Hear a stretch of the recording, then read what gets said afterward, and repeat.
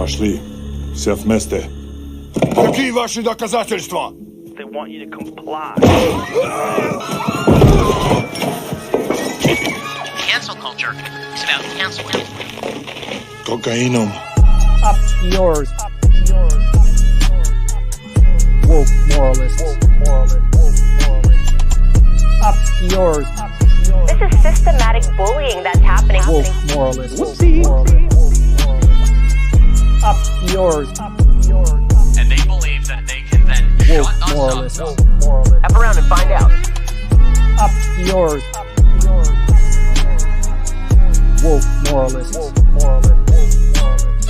They seem animalistic is what I mean. No, they're worse than animals. The woke mob, they ruin everything. They stop Ben Shapiro from going to events and speaking. They stop Ann Coulter from doing it. I will never surrender even a single inch of ground to a pitchfork mob. You never cave to the mob. We will never bow to the mob. Ever. No matter what. Do you see the final expression of cancel culture in terrorist groups like Up yours. We'll see who cancels who.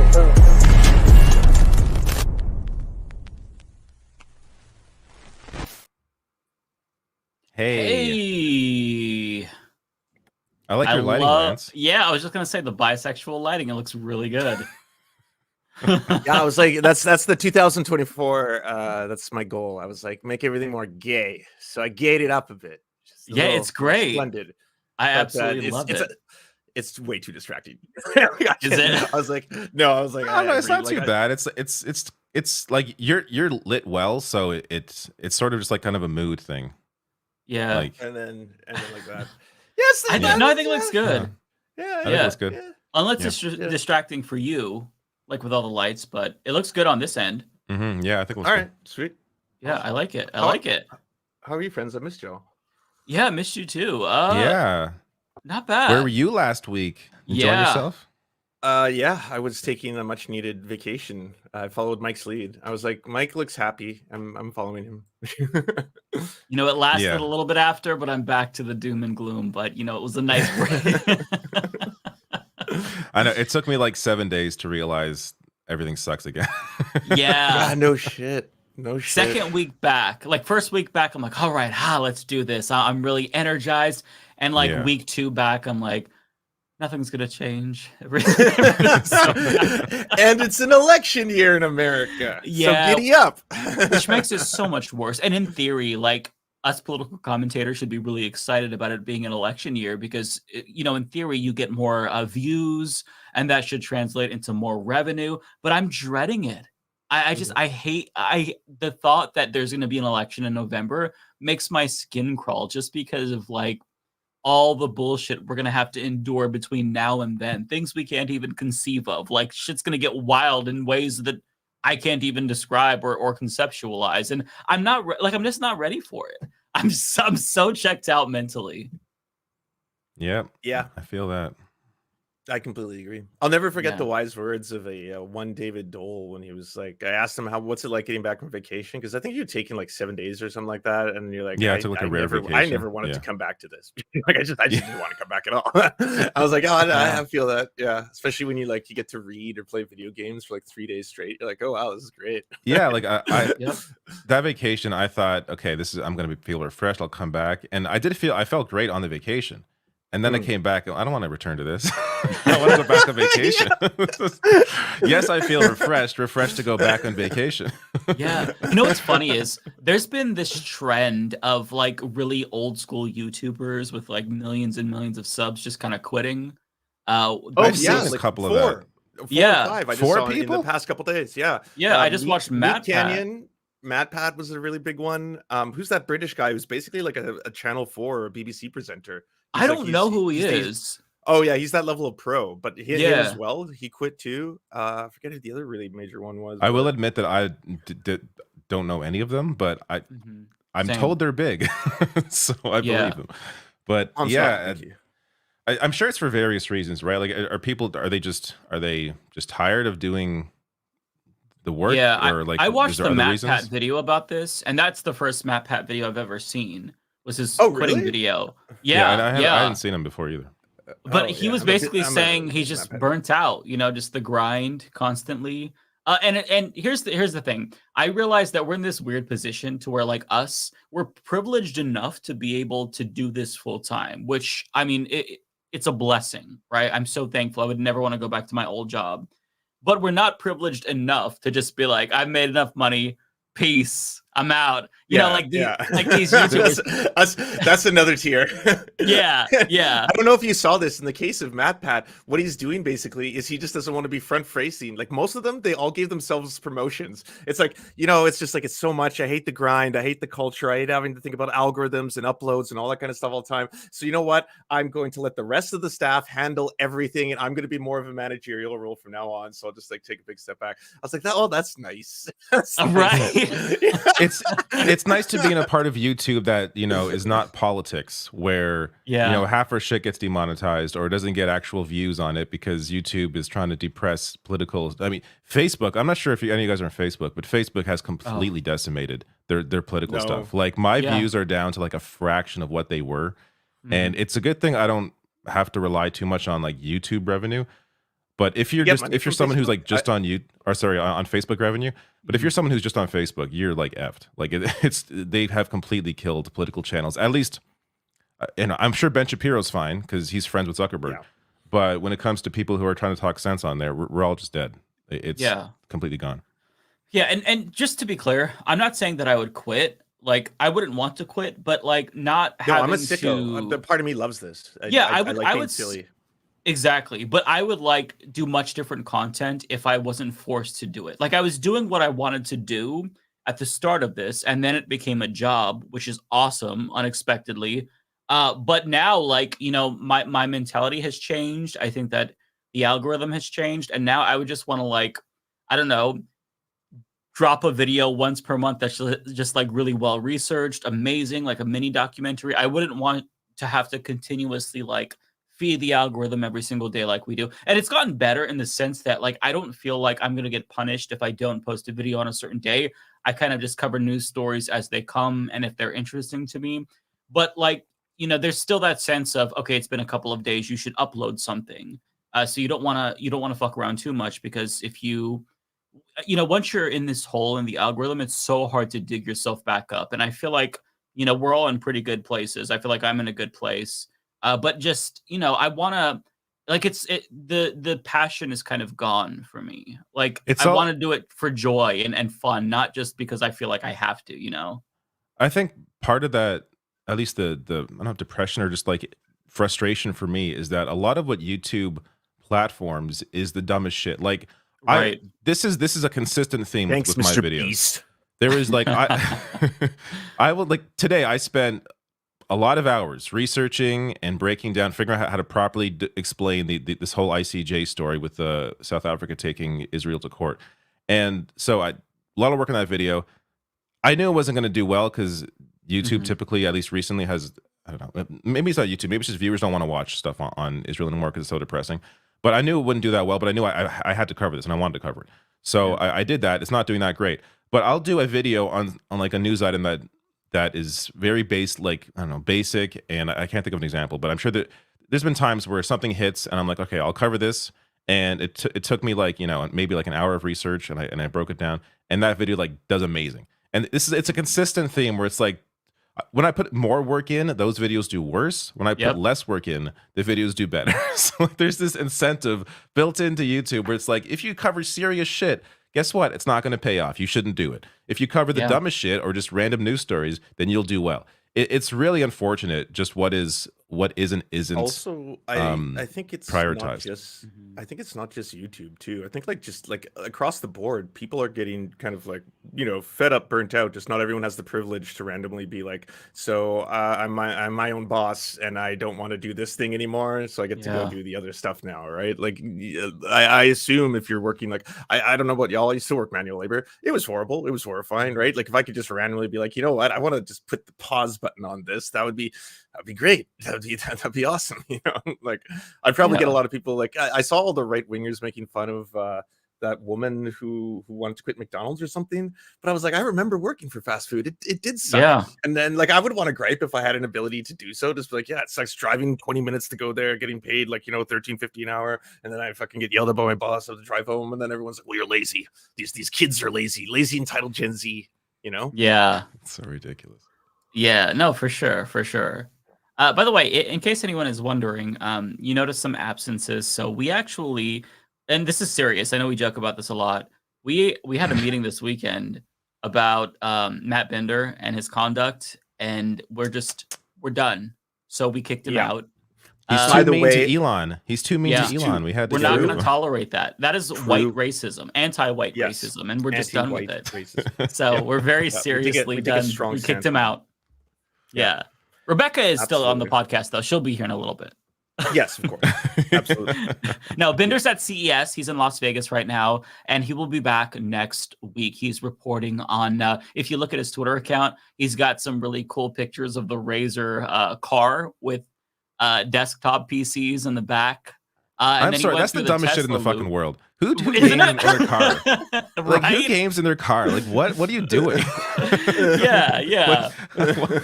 Anyway, sorry, go on. Yeah, no. He also rode through the Tesla Hyperloop, which I didn't know was like an actual thing. Like I thought it was a concept, and he explained that it was. Oh, you didn't know they built it? Well, he explained last week that it was just real, a tunnel, but I thought it was like a demonstration. Such a glorious waste of money. It's an amazingly glorious waste of money. Just a fantastic taxpayer money too. So much public money went into a car hole. Public money went into that piece of garbage. Oh yes. And apparently at the time they were bidding, like they were asking between all these different plans, which one could be used to start like solving the problem of traffic. And he won the bid. Like they ended up going with the Boring Company is the name of this company that makes it. And they chose that. And the whole thing is just like an underground single tunnel showcase for Teslas that eventually, of course, just become completely congested murder holes. It's like it's a nightmare. But like, how is anyone still buying this? Well, I guess at this point now he's kind of just like Hitler light. But like before, it was kind of like, how is anyone buying this? It came out. I'm not sure if he admitted it or this was. It was this story came out where it was Elon's way of just trying to avoid public money being spent on public transit. Like it was his way of just like demolishing the idea of investments into public transit, which I guess he successfully did if he's the one winning those bids, as opposed to putting money into public transit you give it to this shitty private company run by Elon Musk, who then just uses it to try and sell his own cars in a display in Las Vegas. Like it's just I think people buy. The one benefit from Elon Musk buying Twitter is that no one's buying his bullshit now. Like it's obvious now that he's a piece of crap. And like there was questions before, but he's this brilliant individual. No, he's a fucking dipshit, and the people he worked with were the smart ones. And he's racist, and he has a terrible history of when it comes to workers' rights. He's just a bad person. So like at least that veil has been lifted, and there's no longer this idea that he's this intelligent individual and this brilliant mind. No, he's a dipshit. Yeah. And an impregnation fetishist. Yeah, he is weird. Yeah, he's such a freak. Who would ever sleep with him? Like, well, his subordinates. He's so disgusting in every way. He's so fucking disgusting. Yeah. He makes my skin crawl. I've said that twice this podcast. You can tell what kind of mood I'm in. But he's just so insufferable, and he has gone on and on lately. If you check his feed about immigration. And that to me is so frustrating. And white replacement shit too. Yeah, great replacement conspiracy theory. Yeah. He says that he pushes this all the time, and it's just frustrating because like he's an immigrant. He moved here, and now he wants to close the door behind him. And what's so funny, like he gives the game away because he used to complain all the time, or not complain. He would fearmonger about the global population and these declining birth rates, in particular in developing countries. But I mean, what's one solution to that? If you think it's a problem, that is immigration. But no, he wants the white kind of immigration. Excuse me, the right kind of immigration. It's just, it's Western values is what I hear you say. Right. Western values, Western culture, right. It's superior culture, to the inferior. He's racist. I mean, and speaking of him. He's praising our good friend John Fetterman now because John Fetterman said something. Oh, no way. I didn't see that. A little sussy. Yeah. I have the receipt. So I have my tab open. So John Fetterman has already won the support of a lot of right-wingers, Fox News, and now Elon Musk is really happy with him. Let me pull up the video here. I don't know if you will watch this. I didn't do a video on this. I just reacted to it on Twitter. So I watched the first 5 seconds. I'm like, I can't even listen to this guy talk anymore. Like, too much for me. God. He's also doing the white farmers in South Africa are part of the white genocide going on. Yeah, there. was that the same video? Was that the same video? Yeah, That's but the video, that stuff was debunked years ago. Hey, Rebecca. Hey, Rebecca. Hi. Hello. Hi, guys. How are you doing? I'm doing good. How are you? Doing okay. Not too bad. Pretty good. We're here. Well, happy 2024. I know I wasn't with you guys last show, but happy 2024. I wasn't either. This is like the grand reunion. Okay. And we're rid of the Happy bad New Year one to you too. both. Yeah, we finally got rid of Binder, and everything's great. I know. It'd be great if we never see him again. I'm just kidding. Yep. Wherever he is, can't wait to see him. Before you came, I'm like, we kicked out Binder, and we're being serious about this, but Rebecca will be here. Just because we have the opportunity. And by the way, Matt reminded us to make sure we do the meme. So we're not being going extra hard on him. Yeah. Let me pull up that video though of John Fetterman, because it's insufferable, but this is just who he is now. Hang on 1 second. Let me bring it in. Okay, let me try to up the volume just because I know things are usually pretty soft. Okay. Hide behind civilians. Oh, sorry. Who are they really fighting? It's a group of cowards. They hide in tunnels. They hide behind civilians. They attack, kill, and mutilate children, women, and they do that. Stop talking about proportion on that. They shot their best shot on October 7th, and they would have taken more lives if they couldn't do that, but they couldn't do it. And now let's also talk about that. Now we're talking about genocide. And now South Africa is bringing that kind of a trial. Maybe South Africa being able to sit this one out when they're talking about criticizing. Yeah. Fuck you, South Africa. How fucking stupid is this man?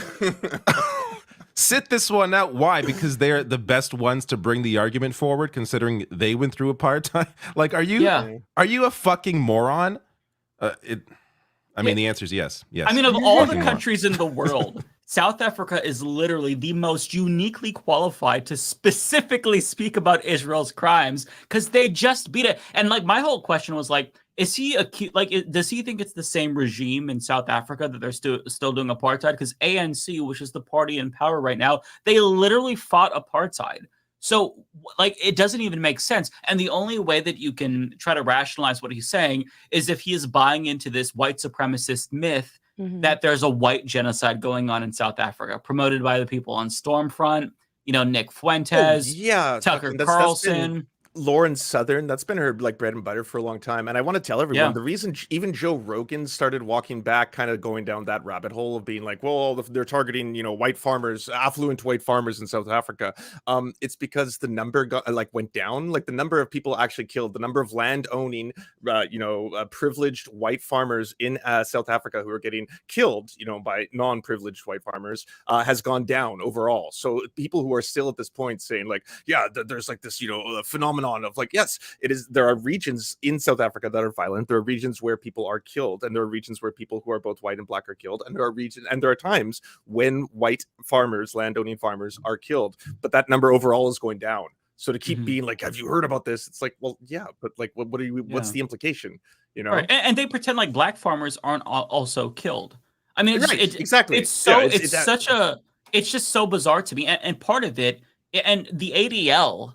Ironically made a great point about this back in 2018, that like this is part of the white supremacist yearning for those apartheid days, right? Like they're trying to portray the white minority in South Africa as if now all of a sudden they're being repressed, and they long for the days where they were in control and subjugating black South Africans to second-class citizenship status. But on that note, what's funny is that I don't know, or actually I do know how Fetterman interpreted this, at least what he says.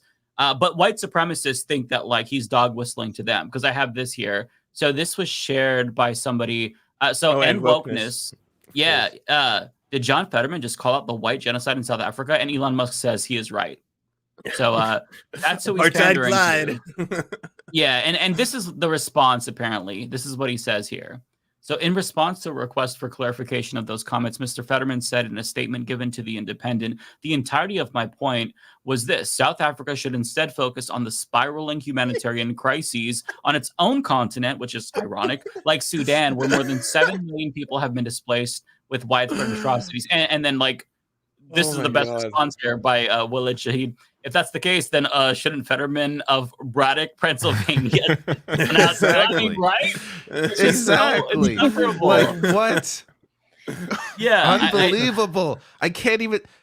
I want to say it's stupidity, but I don't know what the like.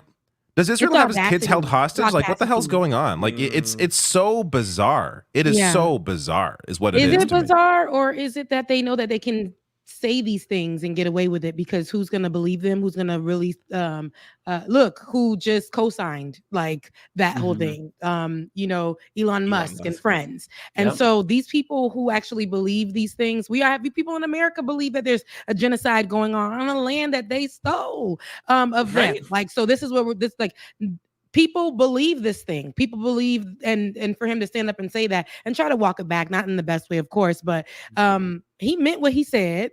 He said what he meant.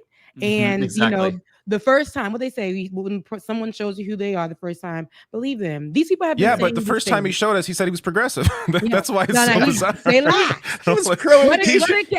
He's the most far-right Democrat on this issue. Like, Cat Williams said, why do liars lie? Nobody knows. Nobody knows. Okay, he's a liar, and they give these people power because shame on us is what you're saying, Rebecca. Yeah. That's what I hear. Shame on us for believing it. Shame on us. Because it's like these people get these platforms, they say these things, and they can, like we were talking about Tucker Carlson, all these people, they're gonna replay this and they're gonna say how Fetterman they're trying to silence him. And then they're going to post up a lot of the things on the left, like things like we're saying here and saying, look how the left is breaking down what Fetterman said when Fetterman actually stated that and we're like, no, he pushed that until people put a little fire under his behind. But yeah, it's racist. It's racist what he's talking about. And to try to say and compare it or whatever, he would juxtapose it to what's happening in Israel and what's happening in Palestine. It's crazy. That's right. Can you explain that? Because it's been a while. Well, basically, he's doing these ads where, like, he's talking really strongly and giving interviews where he's like, yeah, like, I don't associate with progressivism anymore. Like, I wish there was harder laws on immigration. We have to end all these programs that are allowing all these illegal immigrants and stuff. And then obviously people pointed out, it's like, yeah, but like you're married to someone who was an illegal immigrant. It's like, it's part of our heritage kind of thing. It's like literally your fam, like, what are you doing? And then you're like, yeah, the statement after that was something else, but it's some other BS. Just like, yeah, I'm very happy, that she's capable of learning what it is to be a true American, but at the same time we must protect our borders from like the things are different now and like all this other stuff. It's like, no, it's just the same shit. He also made it a part of his campaign, the fact that his wife wasn't like an immigrant, right? Yeah, like to campaign on this stuff and then to just do a complete 180. To be fair, on the topic of Israel, he did give one interview before he was elected where he was clearly defending Israel. It was not great. But it was not like the flag wearing at right wing event Fetterman that he is now. Like he's completely off the fucking deep end. Like this is way more extreme. Like when he first came out, it seemed more like he was trying to avoid getting AIPAC money used against him, which is what I mean. That's a lot of Democrats, a lot of progressives lose elections because AIPAC money. So it seemed like he was trying to avoid that. But no, this is just like he is insane. He's an insane person. Yeah. And also, it is stupid. Like, it's a little bit of everything, right? I think it's on my thumbnail for this. It's, is he dumb or is he racist? I genuinely believe it's both. I think he is deeply uninformed when it comes to South Africa. I don't think he knows a single thing about South Africa.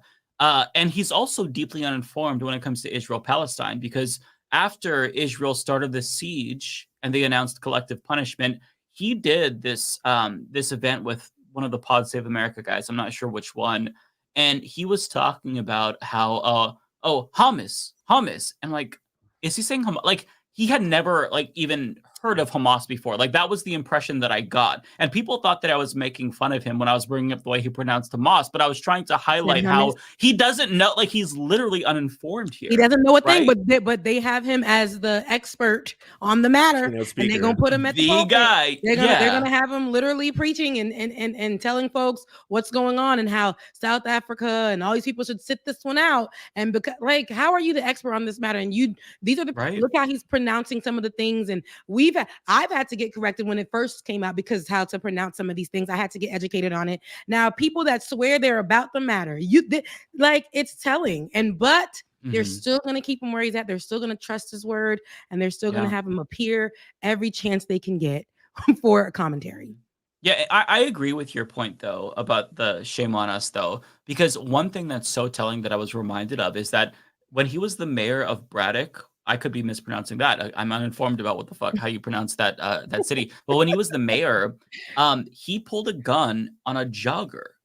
It was a black jogger. That's where it got buried a little bit. Yeah. Yeah. And so like now when you look at all of the details, like you could see, oh my God, why did we overlook this, or did we know about this but we couldn't fight past the cognitive dissonance? It was the greater good, right? It's like right. Stop Oz. We must swallow that he might have a little Zimmerman in him. Yeah, these things are like we're desensitized to these type of stuff because it's happened before, and like that's something else could happen. Our ADHD kicks in, and then we're like, okay, something's happening over here. That man's building his whole empire, his evil empire on the side. We done missed it. And now we're trying to, spin the block. That man already got like 6 mansions on it. So it's just like, I don't know. I just feel like every day that we close there's just someone else that is evil that pops out of nowhere. And that swore up and down that they were for the right cause. They're on the right side of things. But I'm telling you, once they use a talking point that the right loves, the right will hold on to them, and they will begin to like make sure that this money, like I know it is. It's like they know that their platform can grow that way and all that stuff. If we continue talking points that are against the cause and the right loves it, they'll push you, they'll help you, and that's how you could just easily grift. Yeah, you can see the headlines already.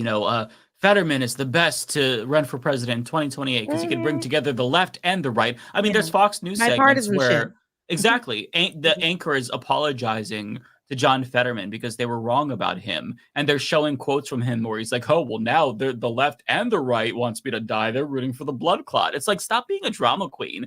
Like you're turning yourself into a victim where it's like they want me to die when we're literally saying, could you not just like cheerfully discuss how you support genocide all the time? Like it's kind of a small ask, like not be a psychopath as a member of the Senate. Right? Apparently. Yeah. But Mike, he's being a maverick. He's being by falling in line with the vast majority of politicians, somehow being a maverick. And I love how bipartisanship always means moving to the right and going against what the mass majority of people want. Yes, it does.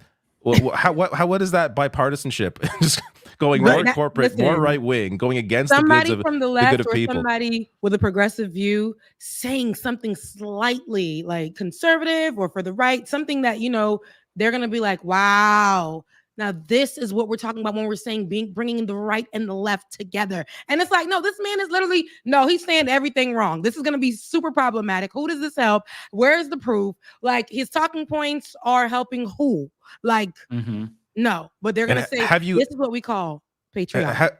Have we ever seen a Republican try to go left on anything ever? One time when I said, what's her name? Liz Cheney, when she came out of like the woodworks after 99 years.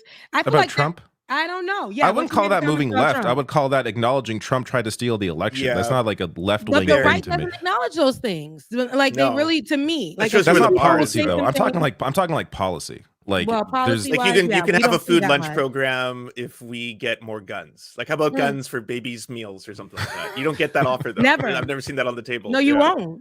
They'll support guns over babies. Yeah. But por qué no los dos is all I'm saying. Yeah, it's sad. And we have this clown who's like vocally supporting Israel at the top of his lungs. And then today we learned that Biden, and bombing. Congratulations, and Americans! You just struck another foreign country. We did it again. Don't worry, Obama did it too. So yeah, it's so frustrating because it's like there's always going to be continuity here. We have no say. You could support Biden, who is pro-bombing and pro-genocide, or you could support Trump, who is pro-bombing and pro-genocide. Like, there's no escape from it. Like, it's it's like our institutions, and in particular the military-industrial complex, is autonomous. Like, it doesn't matter who the president is. Like, I'm to the point where we should just get rid of the office of the presidency, because I mean, they're more harm than good. Just like, okay, if the Senate passes a law after the House passed it, it's done. We don't need the president to sign it. Fuck the president. Like, this office has brought us nothing but devastation and depression and attack democracy. Like, I'm just so over it. Like, it's so disillusioning to see how nothing changes, seemingly, you know? It's terrible. No matter, and it's like we went through the phase of thinking that okay, if we just get anybody but Trump. Remember that? And it was just like, it's gonna be better. And then it's like, damn. I do think it's better though in some ways. Like, I mean, it's better. It was until the 7th, kind of, you know. Like, but after the 7th, everything went to shit. It's hard to ignore it's hard to ignore where he stands right now. I just can't turn that off. Yeah. It just I don't know where to. There are things, I mean, there's policy, no matter who it is. You could love the president. I mean, when Barack Obama was president, as I began to learn about, there's some policy I didn't agree with at the time, right? But I love him. I loved, you know, like, he's it ain't gonna be everything that you like about the person that's leading. But right now, to see how our president is how he's handled one of the most biggest situations right now with Israel and Palestine, and how he's stood by, in my opinion, the wrong side of things, and supported a lot of things and has blood on his hands, in my opinion. But I wouldn't even say that's your opinion. That's objective reality. Like, yeah, I mean, you could. If you support genocide, then I guess it's the right position for you. But if you don't support genocide, then it's not the right position. But just knowing, like all of our presidents so far have been just not, and it sucks because now it's like, who in this next run, who are we gonna look to? What are we gonna expect? The people that are running like at the top are people that we've already seen do what they can do, and what do we do here? Mike and Binder? Dream Ticket? Yeah. Is that still an option? We got... I forgot. I'm working for them. My bad. All right. Yeah. Okay. Yeah. I'm considering suspending my campaign because. Oh God, no! Abandon all hope. Reconsider. It's like a Boeing 747 plane door. What's going on? I mean, this is why I think it's important to reframe the conversation as the presidency is yes, it's important. It is not the way that change will happen. Mm-hmm. Change will only happen from workers, will only happen from the bottom up. Actual change. For me, when it comes to whoever's at the top, but whether it's in the U.S., Canada, wherever, that is more about harm reduction, or and again, even in this case, it's hard. But I think it's important to also point out there is one candidate who literally will never have another election if he wins. Like, he wants to steal democracy. So it's not fun to try and try at this moment in time try and say one person should not be in power because the other person, or because that person is worse when there is a genocide going on and the current person in power is enabling and helping and funding that genocide and lying about it and doing apologia. I mean, you can't even make the argument that he's like, well, he's just doing what any American president would do. It's like, no, he's going the extra mile. Like, he's going he's running cover for this shit. Yeah, I just wanted to throw this out there. This is what Hassan says. He's watching CNN. I've been watching CNN since the U.S. coalition started bombing Yemen, and they haven't mentioned once that the blockade was implemented due to the genocide in Gaza. They have, however, talked about how this bombing campaign is an act of de-escalation. I mean, we are living in 1984. An act of de-escalation. How? Oh, and to his credit, Bay Photo actually says the same thing now with the super chat. I can bring that in really quick since it's relevant. Yeah, some CNN talking heads called the Houthi airstrikes in Yemen a de-escalation tactic. Warhawks are insane. Make it make sense.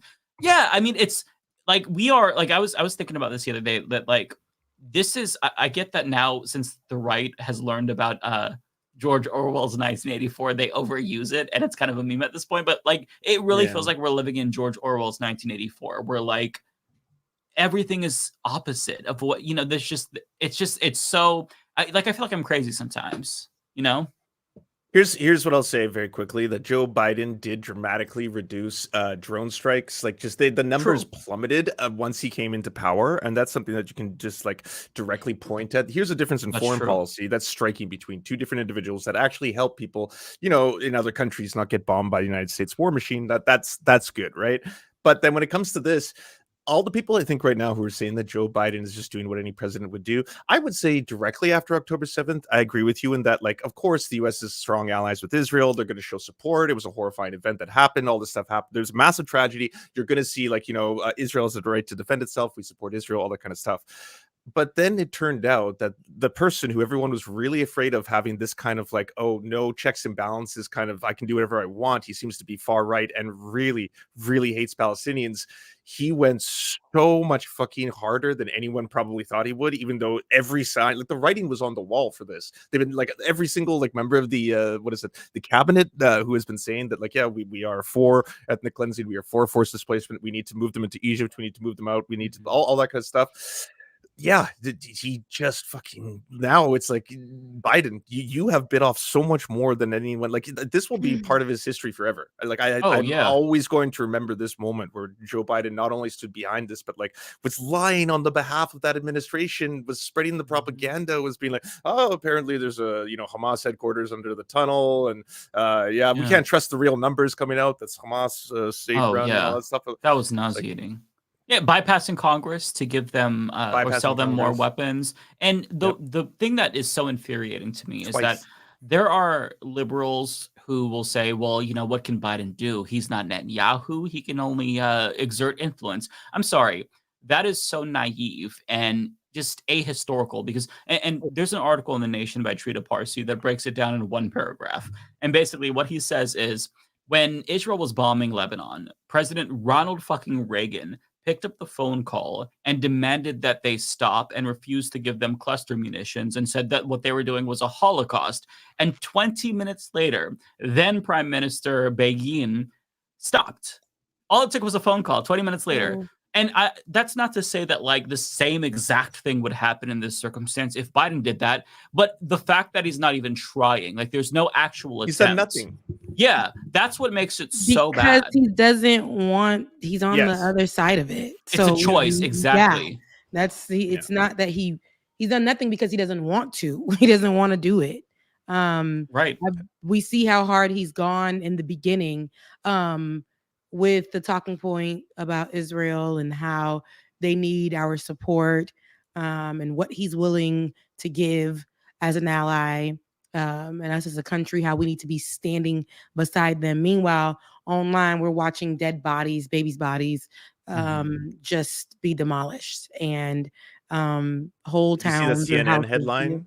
The one that was like 10 kids every single day lose one or two limbs in Gaza every day, like 10 kids every single day. And have surgery wake up in the morning, anesthesia, and have surgery without anesthesia. Yeah. But that's one number that is often gets lost in this is the amount of people who survive, and and just what's done to them, and like the trauma, those babies shaking uncontrollably. I can't. My retinas. Yeah. Did you guys see this? Knowing that the president is standing right beside the people who are doing this, that just doesn't sit well with me. It just doesn't. I don't know.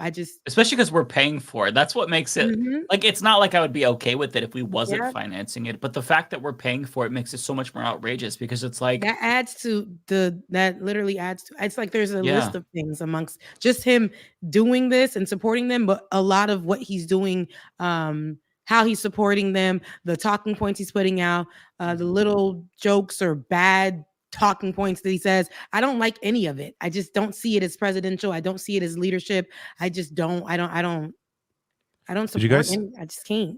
Did you guys see this video of Anthony Blinken responding to South Africa's case for genocide against Israel? And in the same video, I mean, you're going to see it here. In the same video, first he says it's meritless, and then he goes on to discuss the various ways that there's a genocide being committed, like without saying genocide. It's incredible to watch this. We believe the submission against Israel to the International Court of Justice distracts the world from all of these important efforts. And moreover, the charge of genocide is meritless. It's particularly galling, given that those who are attacking Israel, Hamas, Hezbollah, the Houthis, as well as their supporter Iran, continue to openly call for the annihilation of Israel and the mass murder of Jews. On this trip, I came to Israel after meeting with the leaders of Turkey, Greece, Jordan, Qatar, the United Arab Emirates, Saudi Arabia. All of those leaders share our concern about the spread of the conflict. All of them are committed to using their influence, using the ties that they have to prevent it from escalating, to deter new from opening.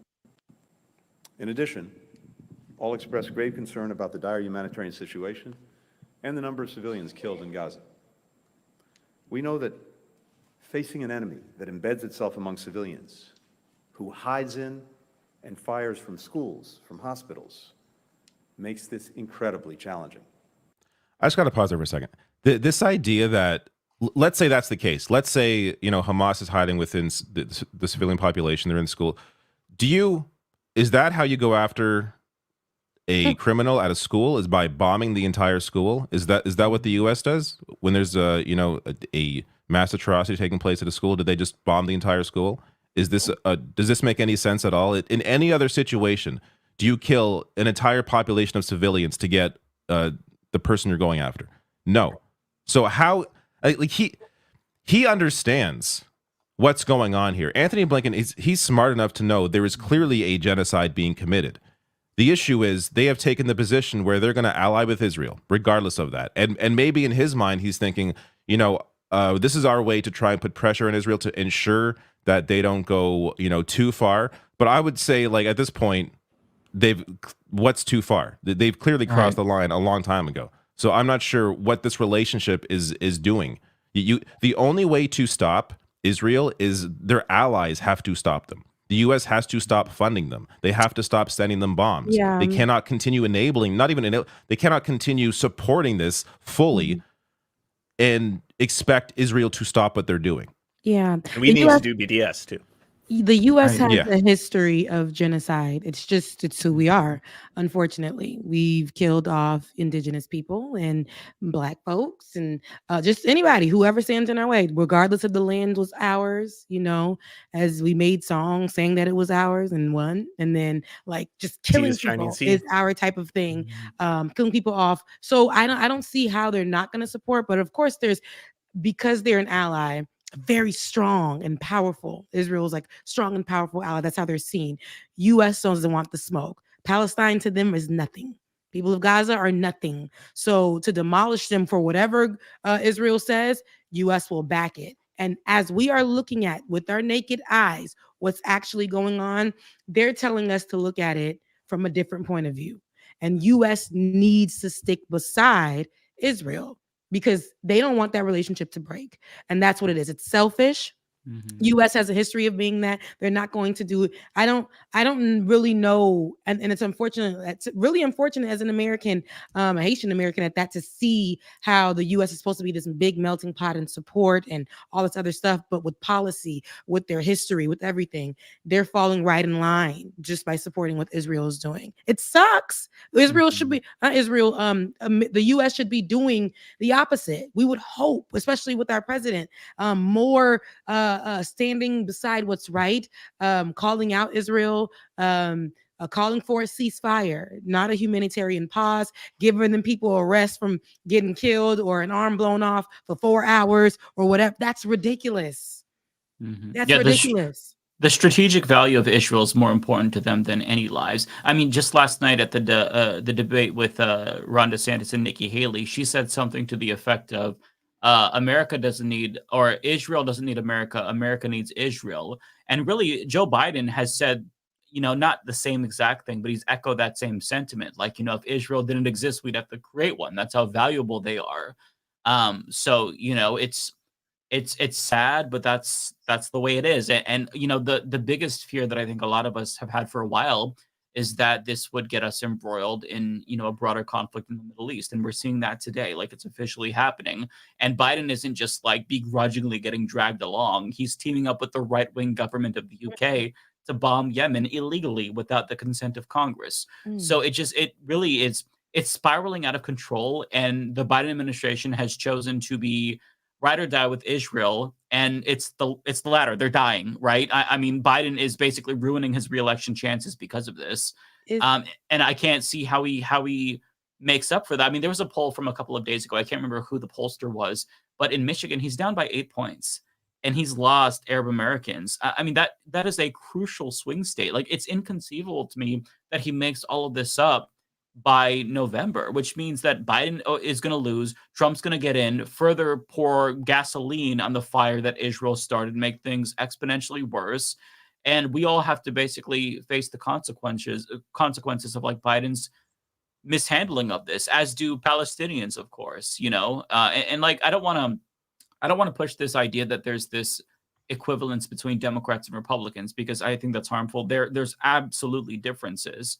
But on this matter in particular, there is no difference, unfortunately, right? The policy, at least in terms of leadership, Exactly. I think that the rhetoric will change. Like, Trump will be more harsh and hawkish publicly, but they'll do the same thing essentially, you know. So that's what's so frustrating. That doesn't mean though that like there aren't differences between Biden and Trump on other issues. Like, as somebody with trans family, I'm horrified that like the next administration is going to ban gender affirming care for trans youth just with the stroke of a pen. And Biden doesn't have a way to address that. Biden's primary opponents don't even have a way to address this. So it's just like we're kind of sleepwalking into a disaster regardless of what happens. And it's just a matter of like, how bad is it going to be? Like, really bad or like apocalyptic bad? And it just kind of feels like, you know, what do you do in this situation in terms of like, how do you live your life when there's so much horrible things happening and things that will happen that are terrible? It's just, you know, I think that it's a really important time for self-care for all of you watching, and I'm preaching to the choir, myself included, because it's really, you know, it's bleak. Yeah. I mean, it's been bleak. It's going to continue to be bleak. We watched when the whole world stopped for a second, and our leadership was under Donald Trump over here. So that was what we thought was an apocalypse at the time, and they weren't even handling it correctly. People were dying, and they were talking about,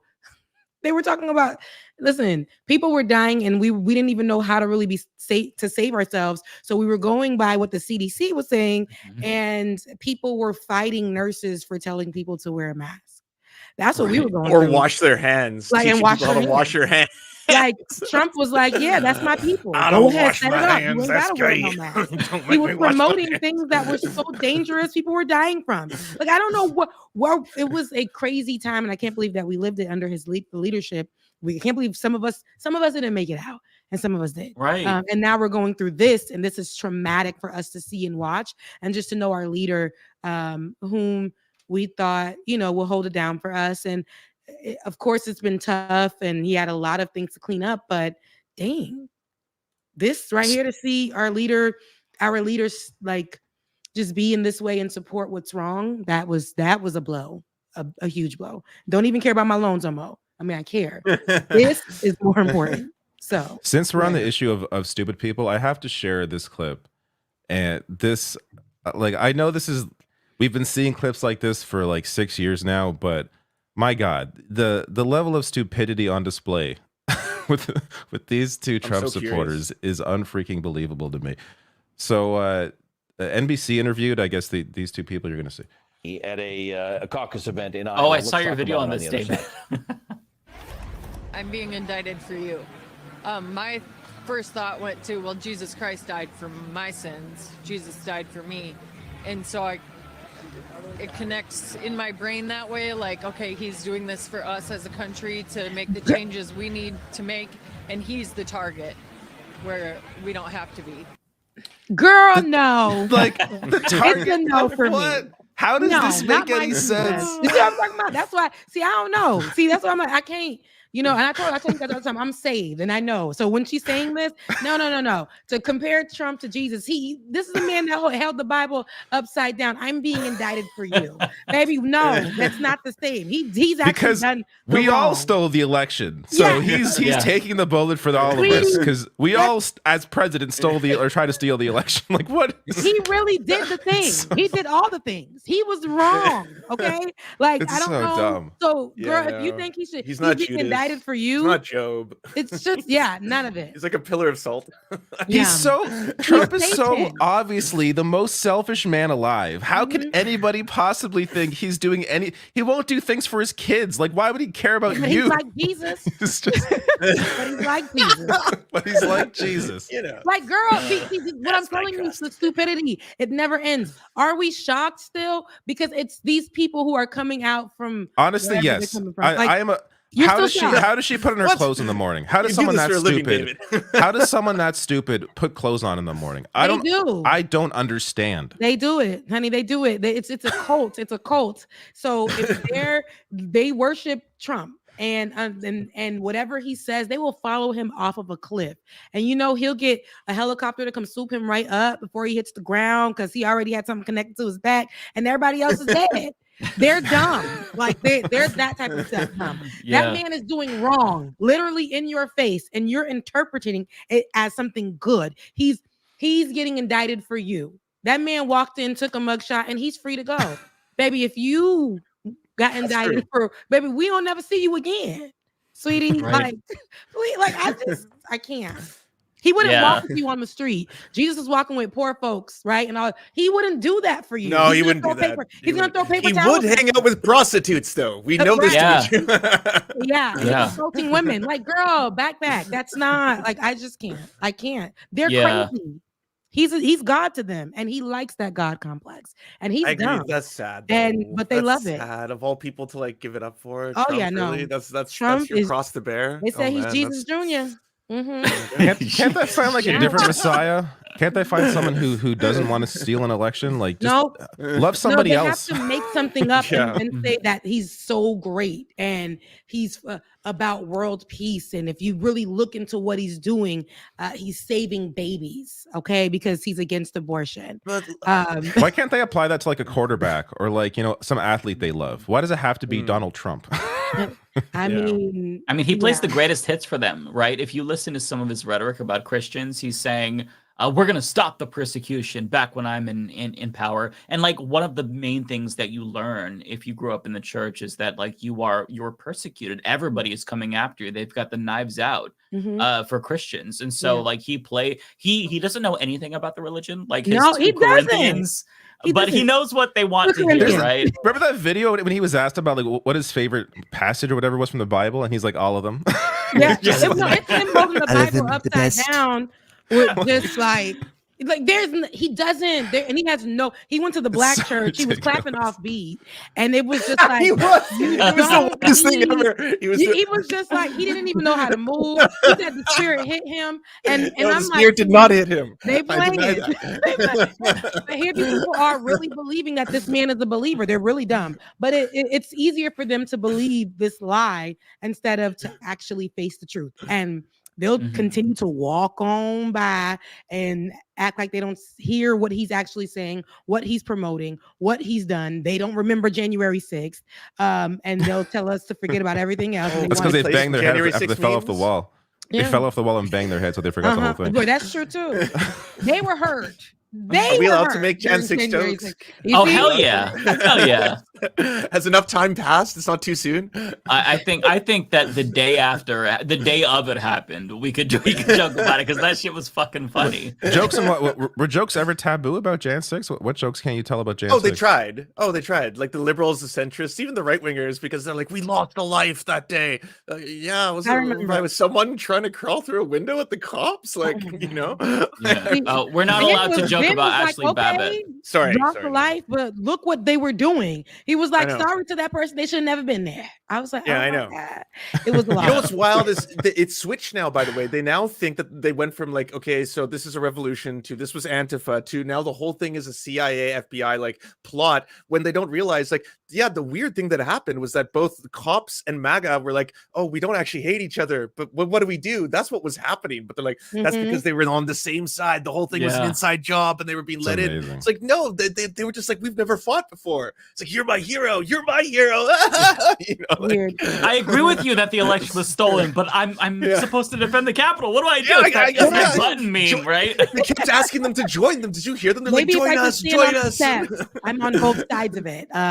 I want to protect the Capitol, but I do agree that the election was stolen. If I just stand right here on the steps, baby, no, you too. I just open the door. Yeah, maybe I just open the door and let them in. I didn't fight.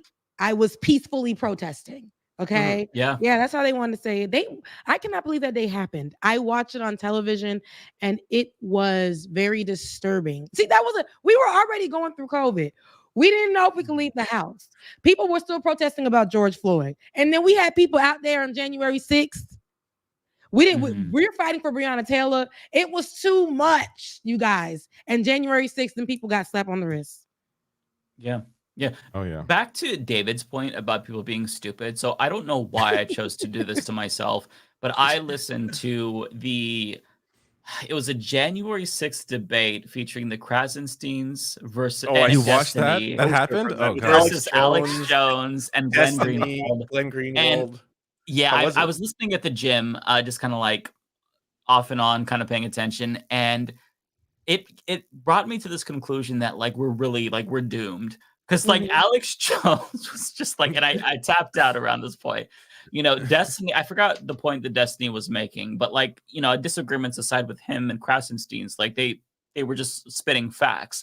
And something that Destiny said, Alex Jones replied to, oh, but you got the vaccine, and then kind of turned into like a mini vaccine debate. And I'm just like, oh my God. And for some reason, it's like God himself put the thought in my head of George Carlin's quote, where he's like, the stupidest person that you've heard, like imagine most of the country is like half as smart as that person. Like I'm butchering the quote, but you know what I'm talking. Like it just made me feel so hopeless because it's like, oh my God, like this is not just like Alex Jones being Alex Jones. We're no longer in the situation where he's an outlier. Like this is kind of representative of a significant portion of the electorate. Oh, yeah, and like if you just listen to my uncles, some of my family members, it's like Alex Jones kind of sounds smarter than them. So I really feel like we're doomed. Wow. You know, because you know, as crazy as Alex Jones is, like he at least has the ability to like string a sentence together. He could string a sentence together, and there's a point there. Like it might be weird and mushy and amorphous, and he makes these logical leaps based on like the water is turning the frogs gay. That makes total sense. Yes.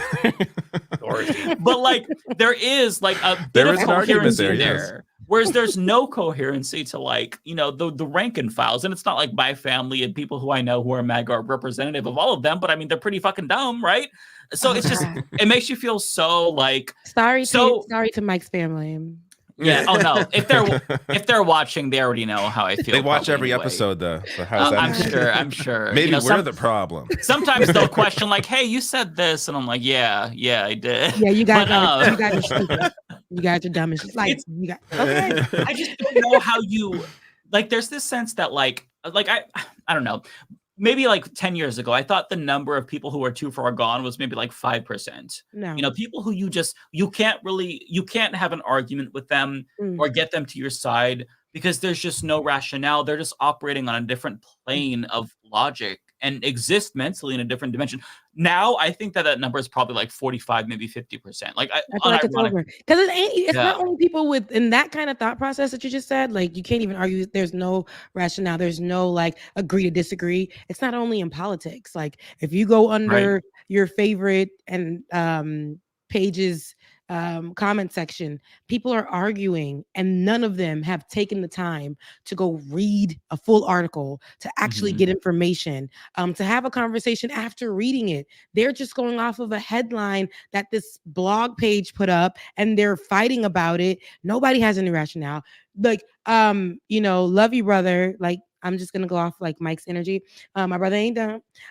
But we were, talking about something that came out, and I said this in a conversation with somebody else too, another journalist, and I'm like, this whole thing about citizen journalism can be very hurtful, especially on TikTok. Random people are coming out and making up stories, and people are going with this. So my brother was asking me, he's like, let me see the TD Jakes thing that you saw. I know that it's true because it was all over TikTok. And I'm like, yeah, but they were going off of documents that Cassie put out. And if you go through those documents, what they said that's not what was in there. So if you can, I'm pretty sure there's some kind of tie there, but it wasn't this. And the fact that you guys are going off of this thing is problematic. But people were arguing. There was no way you could have said, hey, but if you look at page 6 they're going to be like, no, and that's what I feel like arguing with people who are right-wing people, Donald Trump supporters. You can tell them, hey, no, what he said is actually going to hurt you because that policy, no, you don't know anything. That's my president. That's the argument. That's the argument, y'all. That's it. Yeah, no, there's no rationalizing. No, they don't go try to get any information. And I would love it if they read it and then got the forms, an opinion after reading it. And then we could have an argument. You tell me where you're coming from, and then and we can leave it be like, we read it. We got it. This is what I got from this. This is what you got. No.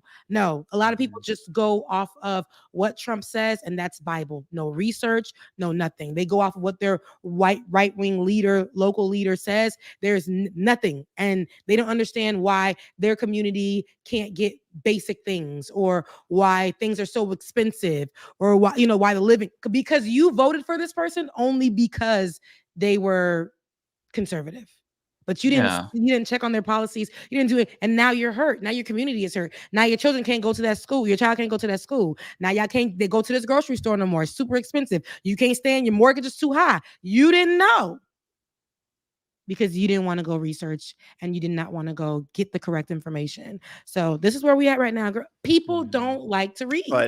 But I learned that Bud Light is the reason for all my problems. Right. See, that's because of Bud Light. Weren't they trying to connect? I think it was like New York Post had like an article where it was like they were trying to connect. What was her name again? Dylan Mulvaney. Yeah, Dylan Mulvaney, to like all beer sales being like, the New York Post did that. Yeah, and like, yeah, they're like, what? The response was so bad that it's decreased. Yeah, domestic beer sales by this percent. And I was like, no, the one social media post didn't change like the consumption habits of an entire country. Actually, Anheuser-Busch, the value of their stock is more valuable now than it was a year ago. So the boycott really didn't do it much for that. Interesting. They were taking their F-150s on TikTok and backing it up on Budweiser. I would never drink this again. And like, if their wife's in the back with like a shotgun, kids holding little guns, and I'm like, this is so dumb. I know. You know what is so sad to me? It's not like when I say everybody is dumb, like a lot of people are just like, I don't think that they're defective intellectually. Like I think that there's no curiosity anymore, right? Everybody just wants to feel like they are infallible, and they don't want their beliefs to be challenged. Yeah. And we're all in an echo chamber to an extent, right? Like it or not. But like there's just like when it comes to Trump supporters, like there's just correct. It's not just like, oh, I refuse to like budge from my position, I'm gonna dig my heels in. It's like, no, I'm in a literal fucking cult right now, and we have a deity. Don't you dare tell me otherwise. And it's frustrating because like we live in a society, guys, not to do the meme, but like, how do we go forward? Like, how do we, like, maybe you can't, like, I just don't know. It's so frustrating because this is not necessarily something that I think that like historians and political scientists are able to account for, right? Like we're in a new age where like there's social media now, there's different things that we're dealing with, climate change. So we have like a time limit to when we have to get our shit together that we're running out of. So it's just frustrating, right? Because like, it's also irritating to me that we all have mini computers with infinite information with us all the time. And we're dumber, more uninformed than ever. When in theory, we should be like peak intellectual, like fucking wearing fedoras, No, walking around talking reading about is philosophy. so hard for people. I look on, like, you know, I had to stop, like I said, following the Shade Room, but I tend to go back to see what people are talking about. After I read something and I know the news, I'll go to the Shade Room and see what these people are talking about. And I'm like, damn, they so dumb. Look at this. You see there, it says the New York Times article. Go to it. Go to it. Go read it. Because y'all in this comment section said, see, I knew. And I knew. You didn't know. And you're wrong. And they're not going to read New York Times. Embarrassing. Propaganda. I know, but even whatever article it may have came out, there could be a video. Because what I see is a lot of these pages just for views, just to garner more views or whatever. They also post up just the clip. I didn't like when recently Angela Bassett had gotten an honorary Oscar, right? And so congrats to her. Regina King, who we haven't seen in a long time since her son committed suicide. Of course, we haven't seen her in a long time. She was the one to present Angela Bassett with the award. And when she seen her out of excitement and love, she gave her a hug after the beautiful words that Regina told her before presenting it to her. She gave her a peck on the lips, and it wasn't anything sexual or whatever. And it was so quick. But what those pages and blogs did, they put it up and they said Regina and Angela share a kiss as she presents her with the Oscar, and they just had the still there. You would have thought they was making out. You would have thought they was just like, you know, it was. And I'm like, no, because I seen it and it was just like loving. Sometimes I'm with my mom, when she's so excited, she'll just grab my face and kiss me. Not making out with me, not nothing. It's just like a endearing thing, knowing what that woman went through and she showed up for you in this time. But the comment section was like, they're trying to put the gay agenda on us. Lesbians. They done got to Angela, and they done got to Regina. See, this is what I'm talking about. Black women can't even. I'm like, this is ridiculous. This is ridiculous. I saw one today from Chaya Raychek, where she, again, another with crazy the stewardesses. Yeah, the stewardess posts a photo, and it's like 4 female stewardess on like a plane, being like, "I know what they're trying to do," and it's like, what? What are they trying? They're making fun of us to our faces now. It's ridiculous. I actually didn't know what she was talking about at first. Like I'm like, is it just that there's 4 females? Like, I'm trying to understand. Honestly, I didn't. I saw someone else quote. That's how I saw it. If I had just seen her tweet, I would have no idea what she's talking about. But that's exactly, see, that's working on you. That's exactly how it works. You don't even notice how they're brainwashing you. We're doing the discourse right now.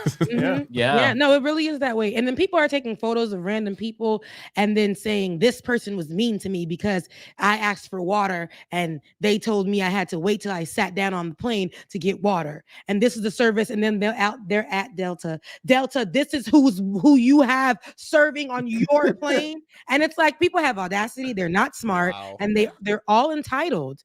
And this is the world we're living in right now. It's very unfortunate, but we have to be the ones to combat that as best as we can. I'm not saying don't enjoy a good time, but when we know things is just ain't right, like the arguments, and I will not argue. Somebody told me, hey, let's sit and talk about politics. No, I'm not going to talk about that with you. I'm not about to sit here and your argument, you ain't got no research, no nothing about it. And I'm not going to sit here, waste my breath, get upset. You got to do the heavy lifting too. Yeah. Right? Blood pressure to the sky because I decided to have a conversation with you who isn't informed at all. Mm-hmm. So even if you talk, like, even if there's just like one of your friends who is pretty liberal, they don't really follow politics. If you try to talk about politics with them, it will be infuriating. Because there's like so much that people pick up just from like headlines or what they hear people saying, that like it's hard to not like have your perception about them be changed.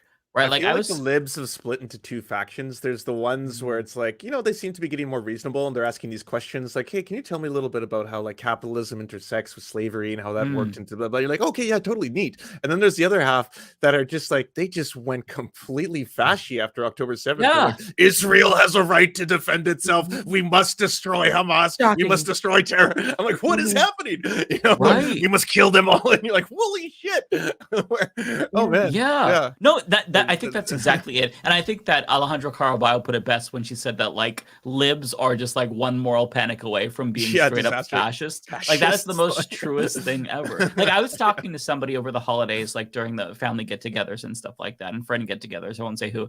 And this person is like very apolitical, you know, but just drops the whole, yeah, I actually think that Obama is controlling Biden. And I'm like, that's like a real deep like Fox News conspiracy theory that they drop. Like I hadn't heard that. Where'd you even hear that from? Like I've heard that he's Trump in a skin suit. I heard that one. I didn't. Did y'all see? I know this is so random, but did y'all see the movie that he? I'm talking about Barack. Oh, the right. movie him and his wife put on. I didn't Netflix. like it. You didn't like it? It was called. Me and David talked about this last week. I can't remember the name. So I can be. So leave the world behind. Right. Yeah, right. Leaving the world behind. Yeah. Why didn't you like it? Tell me.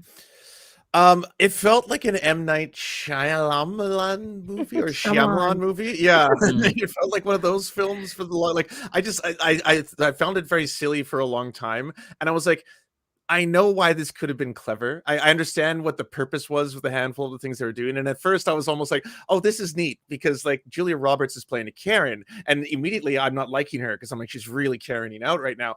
But they're doing a play on that because the twist is that it's actually a good idea for her to be protective of her kids in this situation because of the like, but then the whole thing just derails and got weirder and worse. And so, like, it was one of those, I didn't care about anybody. I was just sitting back. I was like, everyone can explode and I'll be fine. You know, I'll enjoy the explosion. So I enjoyed it as just like I'm not thinking too hard about it. Like it was like a solid like 6 out of 10 or like 7 out of 10 for me. Like it was enjoyable enough to finish. It went by quicker than I thought it would.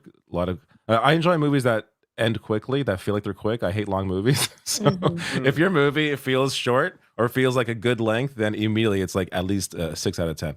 But it was, I thought it was fine. I mean, I wouldn't watch it again, but I enjoyed it enough. Yeah, I liked it for what it was. But I said this last week too. I felt like it was really cheap. Like they were trying to make, like they just hinted at like what was going. I'm trying not to like spoil it, but like they hinted at what was going on, but didn't like really flesh it out and explain it. It was just kind of like cowardly, like, oh, something's happened, and we'll let you kind of fill in the blanks as to what's happening. Here's a hint. It's like, no, don't like actually give me some more details. And the way that it ended was infuriating to me. It was the dumbest way to end a movie. I literally was like, what the fuck? And then I saw Obama's name come up as executive producer, and I got even more mad. Before you watched it, I had no idea. No, okay. I didn't know that either. Okay, you didn't know either. Okay, so when I knew that he was a part of it, I'm like, let me support. And then when I'm like, well, what they know? Is this stuff that they know? Like, is this gonna happen?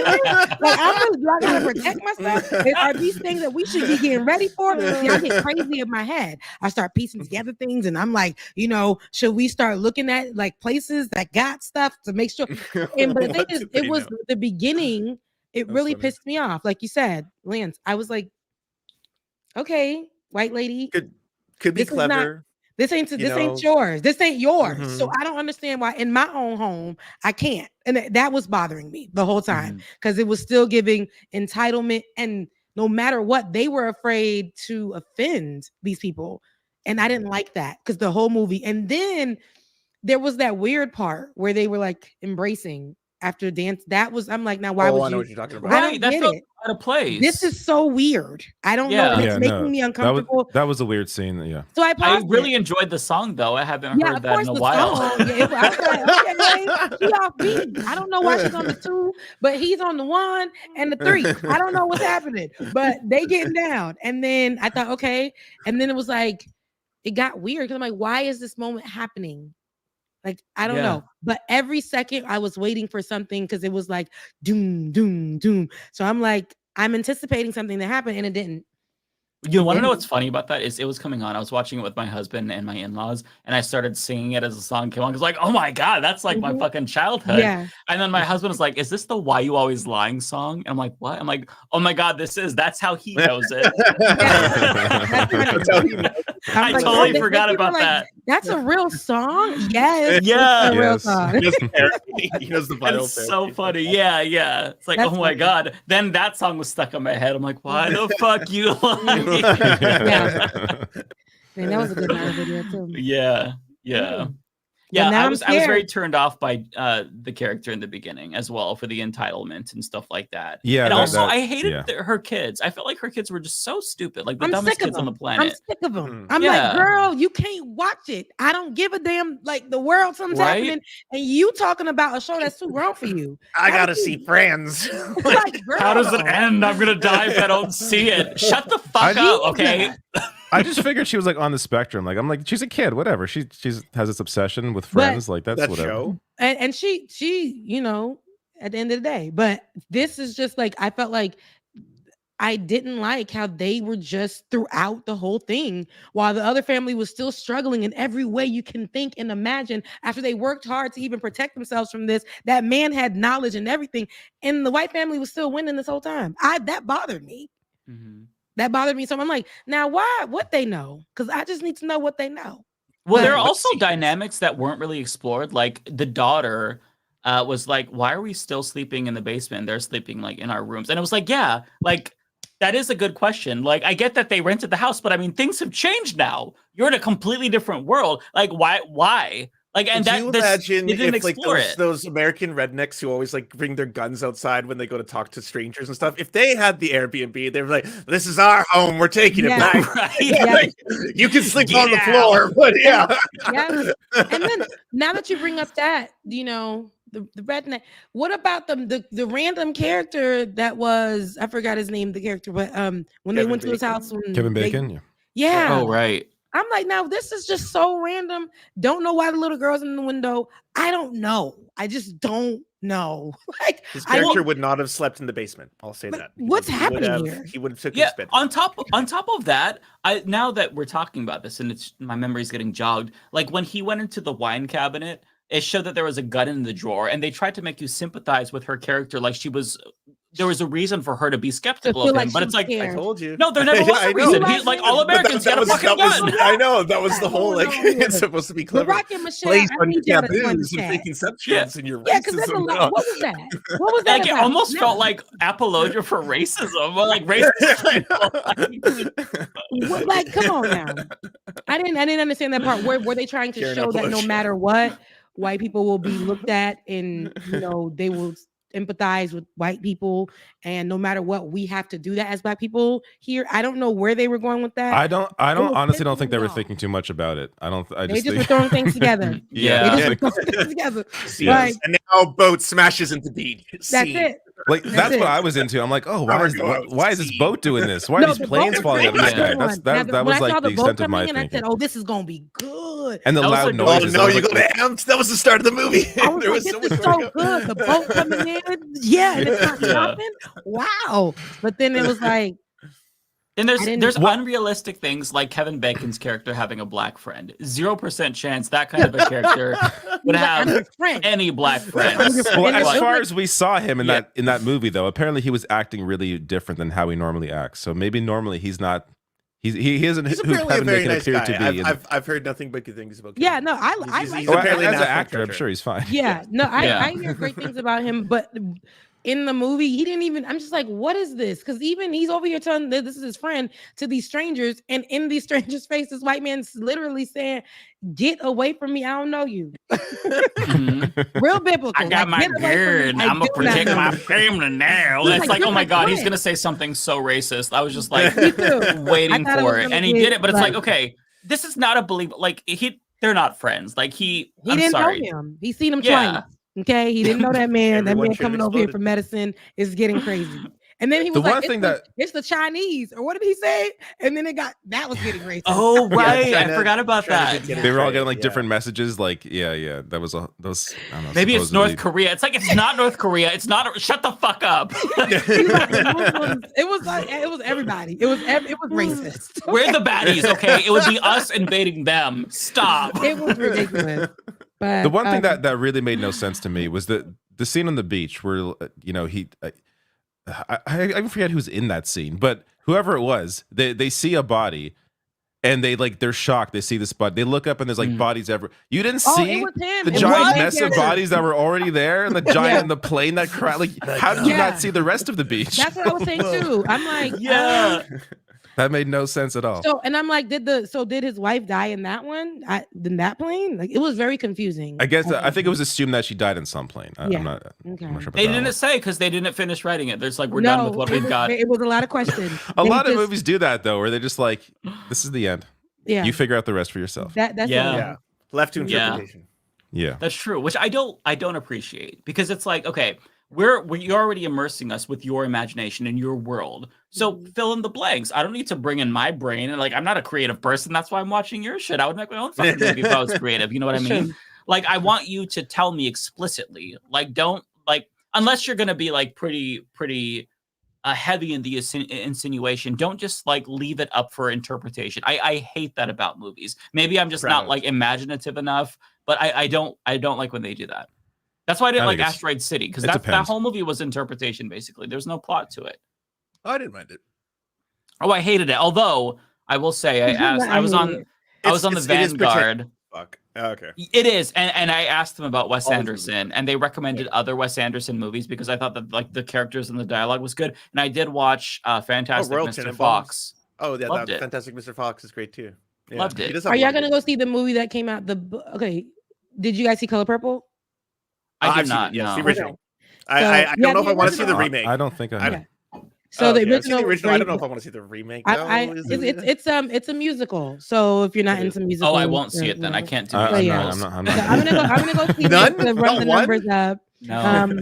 But there's some drama with that, with Taraji and them. But I'm not gonna get into that. But there's the other movie that's coming out tomorrow, and it's the Book of Clarence, and it has Keith. I think his name is Lakeith Stanfield or something like that. I love Lakeith Stanfield. Yeah, in like more ways than one. Like, he's a good actor, great actor, and I think it's gonna be great. I don't know what it's about. I've seen clips of it, and I still don't know what it's about. What it's about. I haven't read up on it. I want to be surprised when I go to the movie theater.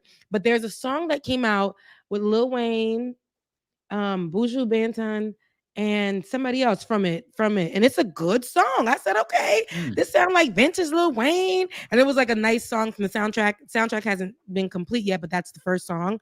So the movie comes out tomorrow, I believe. I want to be surprised. Mind you, I don't know what the movie's about, so I don't know. Okay, it looks like it's gonna be good. I don't know if it's like a play on religion, or a book in the Bible. I don't know, but it's called the Book of Clarence. So. I mean, I could tell you. I just looked it up, but it's okay. I won't tell you. Yeah, no, well, say it. It's okay. What you want to be? Okay, the Book of Clarence is a 2023 American biblical comedy drama film written and directed by James Samuel and produced by Samuel Jay-Z, and there's more people. Oh, Jay-Z also produced it? Well, apparently, Jay-Z putting the money up. Wow. I can give you more if you want, but okay. You should go fresh. Okay. Okay, but yeah, the song is dope. The one song they dropped with Lil Wayne and Buju, it's a nice vibe. I was working out to it earlier, so yeah. Okay. Mm-hmm. Okay. Yeah. It better be a good movie, because they have been disappointing us like nobody's business. These movies, I don't even remember half of the movies that we've watched, because I've never watched so many movies until like COVID season, and mind you, COVID ain't left either. But I've watched so many movies and I can't remember them. And I feel like, oh my goodness. So I'll go on Netflix and it'll say, because you watch this. And I'm like, I never watched that. And then I'll play like 5 seconds of it. I'm like, oh yeah, that movie sucked. like it sucked. Yeah, there was so much. You just purge it from your memory and you forget that you watched it. Oh yeah. I threw it away. Just put it out of here. Yeah. That's my parents. They forget they watch movies. They'll like get like 20 minutes into, be like, oh yeah, we saw this. Yeah. The movies, I don't know, they're not the best anymore. I hope that the Book of Clarence is good. I want to go to the movie theater and really just sit and enjoy myself for a good matinee or something, and just like watch something good, because these movies have been like, I know Color Purple is going to be, I already know what that's going to give me. I'm probably going to cry, probably going to be whatever, but I want to laugh. I want to have like a good movie that is memorable, because these movies ain't giving what they used to. I don't watch many movies anymore. I haven't seen it though. Seen what? The new Godzilla movie is supposed to be really good. Oh yes, actually. Okay. Yeah, everyone says it's very emotional. I do hear it's really good. Yeah, everyone's like the new Japanese Godzilla is like an amazing movie. I know it sounds weird to say, but apparently it's incredible. Okay. Mike watched it, said he was great. We talked last week about it. Okay. I will check it out. Oh, Killers of the Flower Moon is really good. Also, shout out to Lily Gladstone for just becoming the first Native woman to ever win for Best Golden Globe. What's the movie name? Killers of the Flower Moon. Killers of the Flower Moon. Very good book. I read it over the vacation too. Good book, good film. Okay, let me put that. Good both. Well, it's 10. We're out of content. That's it. Yeah, that's actually good because I have to do a podcast now. I can't stop. Do you? Gotta do a podcast. Oh, jeez. Oh, about what? I don't know. I got invited onto Western Kabuki, so I was like, I love right those now. people. Yeah, I said I said it started like 7:20 when we were done. But now that David's calling it early, I'm like, okay, nice. I can actually. I didn't necessarily call. I'm just saying we're out of content. No, I think there's more that we can talk about. But honestly, I wouldn't be mad. I know. Look, Rebecca came late and she want to leave early. I was here. I was here. We all want to leave. I won't be mad secretly. either, It's honestly. okay. Yeah. I'm sad. I ain't We're gonna just lie getting to back. you. I want to finish the do this Prince of without Persia being here. demo. Prince of Persia demo's out. I played there's like a half of demo? it. Oh, it just came out. It's really good. I played like. Oh, okay. The reviews are out. Reviews are really good for it. So I'm gonna how do you pick it get the up. demo? What are you playing it on? It's on everything as far as I know. I'm playing on Oh PS5. shit! Well, that's what I'm gonna do this weekend. I'm gonna check out that demo. Lance, what were you saying? I forgot. It's okay. I don't know. Time's a flat circle now. See, look, I know I forget too. See, God, I need to work my mind muscles. Working in corporate, they just take my little brain and they all dumb over there too. That's another dumb place, is corporate. Okay, they just dumb, and I'd be like, "Are you guys in the meeting? Are you guys serious?" Like, and I'll say that too. I'm like, you can't. This can't be serious, and they're like. Rebecca, you're not on mute. I know I'm not on mute. Then I don't hear myself anymore. This is when I'm really upset. Then I don't hear myself anymore. They don't mute me. They don't. Oh really? They mute you? Yes. They'll force me. Oh That my sucks. God. Yes, because I didn't say anything for a while, and they were just saying the dumbest stuff, and I thought would hurt the employees, and I let them ride with it, and then I thought it was like what they were trying to come up with was going to be. It wasn't good. It wasn't good, and I didn't like it. And I felt like somebody had to speak up, so I did. And then I clarified, and then I'm like, because you guys can't be serious with what you're coming up with. And Rebecca, you're not on mute. I know that. Do you work in marketing? Did you work in marketing? No, I actually Okay. work in communications, and I used to work in marketing, and there were meetings where I'm like, what the fuck are you guys talking about? Why did y'all even put me here? I could have been doing something else. Like, I don't like that, and I don't like what you guys are coming up with. And it'd be dumb. I'm like, who's running this? And then I see who's running it, and I'm like, your picture on here tells me everything that I need to know. like, don't even email me again, person. Like, I hate to be mean. Y'all know I hate to be mean, but they make things that will hurt clients on purpose. And they want me to follow along with that. And I won't. Oh, yeah. So, yeah. I feel like all like corporate heads they are inherently stupid. Like they're all NPCs with, pre-written dialogue options and they can't deviate away from it. Like and they come up with the stupidest things. They're never like, for me, I would have to deal with corporate, like, cause I was in stores, like when I did retail and stuff. And like when you get like communications from corporate or you'd have to be on conference calls, they always come up with the dumbest fucking recommendations. Like just the random off the top of my head examples. When I worked at Blockbuster and we were bought out by Dish Network, and then they wanted us to start selling Dish Network to the Blockbuster customers on the floor. And I'm like, this is gonna just piss people off. They don't want like they're here to rent a movie, not like because they don't marketing. have. That's we're doing B2B, all the BS, all the things, and it's like I'm getting cussed out, right? Not you. I love it so much because our district manager, or not the district manager, but one of them under them, it doesn't matter. They came in and they tried to show us how to do it, and they like walked up to a customer and was like, "Hey," with their flyers, like "fuck off," and I was just like, "Oh, yes, that's what you're telling us to do, you dipshit." It's amazing. It's crazy. And then they'll tell you like I remember when I was working in the Gap on 34th Street, and they would tell me to like sell people things like the credit cards. This person is coming to return something and explaining to me they had to return it, not because it didn't fit, but because they don't have the money and they need it so that they can, because people in New York are very expressive. They're detailed, they will talk, they'll tell you about their life. So, and I'm just like, oh wow, yeah, go ahead, bring it all back. Da, da, da. And it's like, and my manager passed by. Did you offer her a credit card? She has no money. Like she's trying to get money back. She's hungry. Lady, get from off of me. Then I don't offer the credit card. Then I get pulled into the back and I'm told, see, you're not doing things that will actually help you elevate here as a cashier. So I'm not, because you need to elevate. If you want to grow at the Gap, if you have to lose your humanity. Right. Yeah.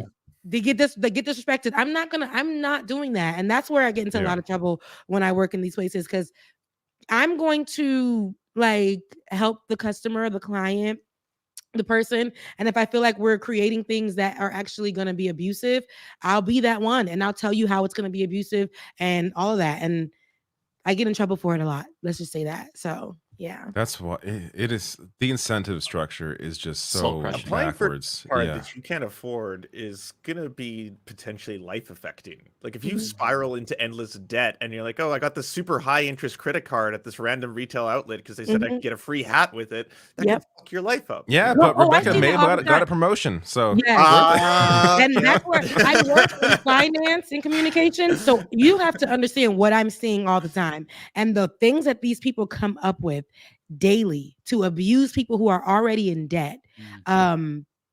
It's terrible. So I'm watching people and they have us try to communicate with these people in different ways or talk to them or create these programs to assist or to it's really bad, y'all. I wish I can go into it. I always say this on my show. I'm like, dang, when I get out of there, I can't wait to tell y'all what's going on, because I have to, and I hate having to work for these people because this is my livelihood, right?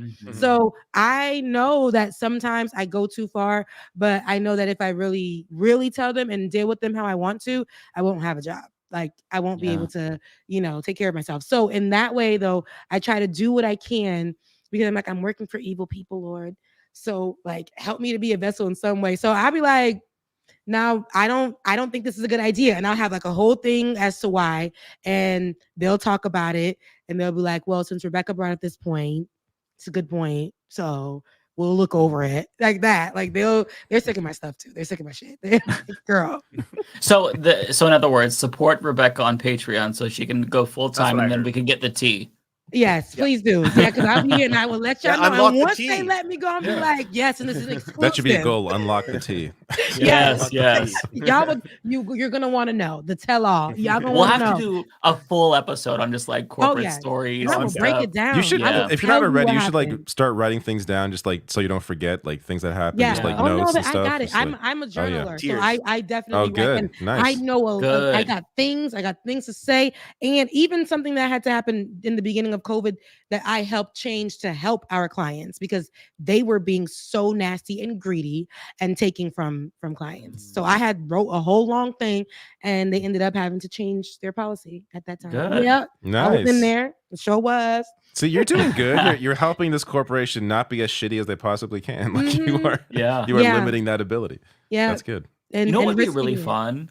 On that note, if we did like I would like to just do call-ins in general, but had a call-in show where people had like horror stories of like customer service or corporate jobs. Because like those are always so cathartic. Like I remember when I was working, like my longest retail job was Blockbuster, and there were forums called IHateBlockbuster.com, and I would go on them every single day and just like see all the people bitching about it. It felt really good. So I feel like we can maybe give people an outlet in that way. Yeah, and help them release that because there's trauma. Okay, there's trauma. So maybe like where everybody can come and say, hey, my name is such and such, and I too was abused, mentally by my corporate job or by my retail job. Retail is crazy. Retail is crazy. Yeah. But yeah. I'm ready to go. I ain't gonna hold y'all no more, David. I know. I ain't trying to hold you no more, baby. I don't feel held down at all. You're the one that wants to get out of here. I know. I do too. I'd like to be able to eat something before the podcast. I got to do after this. So. Well, you all can go. Me and Mike will tackle these super chats. All right. Yes, please. I love you guys so much. Happy New Year. Yeah. Oh my gosh. New Year. I happy New Year, happy 2024. I think we're gonna have a really good year here on the show.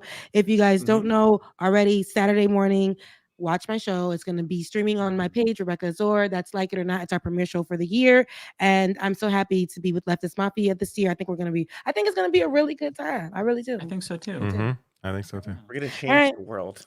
Bye, y'all. Love you, Mina. Bye, everyone. Love you too. care. Ciao. Bye. Oh, that's not too Alrighty. close. That's good.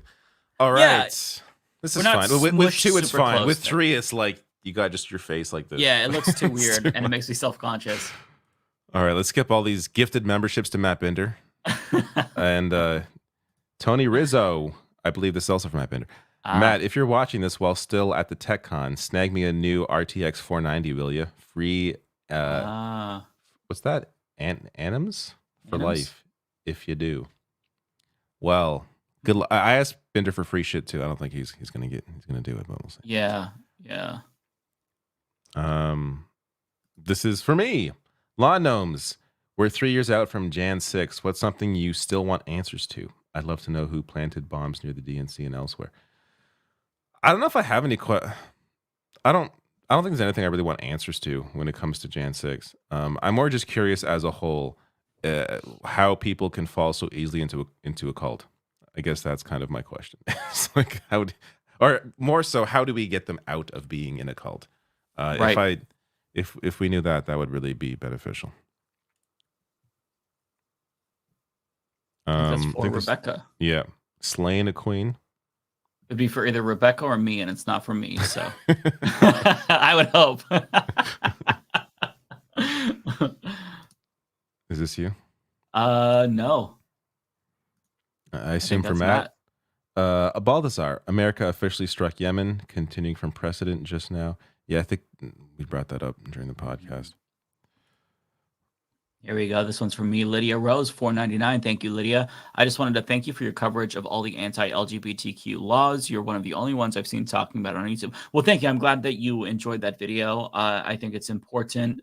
But there was so much I wasn't sure what to talk about, so I talked about all the anti-LGBTQ laws. There's a lot. Yeah, I'm glad that you found some value out of that. It was very depressing to make and do research for. T-Types, $5. Thank you. In America, centrism is always right-wing. That's absolutely true. Yeah.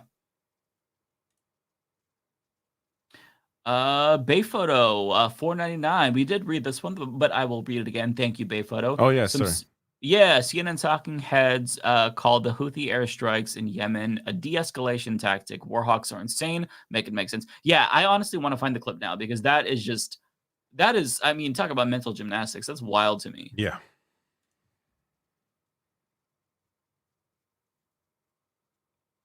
Is this for Matt? Not for me, so it must be for Matt. Omega Shenron Dragon. Like Trump, Biden is about to drag us into the throes of COVID, possibly start World War III during the election year, and cuts to popular policies. Yeah, there are definitely similarities. I'm not really sure about World War III, but I want to be optimistic about a no World War III. Yeah, right. Let's avoid that, please.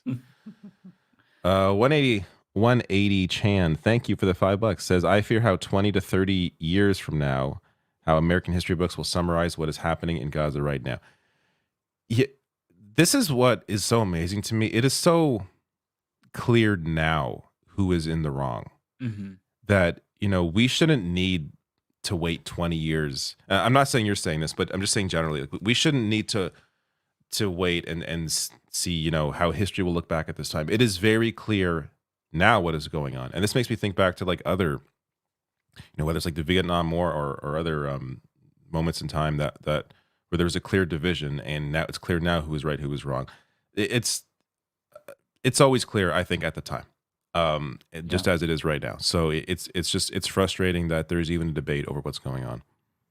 Yeah. I think this is for you. Or for Matt. I think it's from Matt.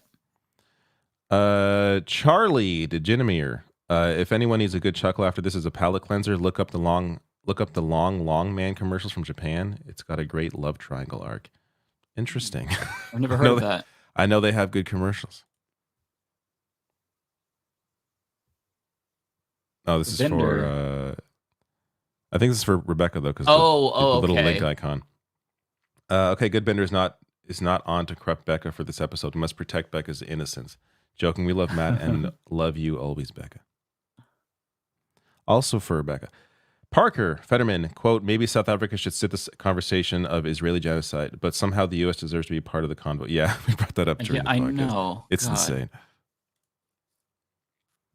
Lydia Rose with $4.99. Thank you, Lydia. That's a second one from you. Really appreciate that. Trump is going to win or seize power, and I'm terrified of what will come for all of us, especially for my fellow trans people. Yeah, I'm absolutely terrified as well. I think that if he were to win, then I mean, I don't know what's going to happen. We can only speculate and catastrophize.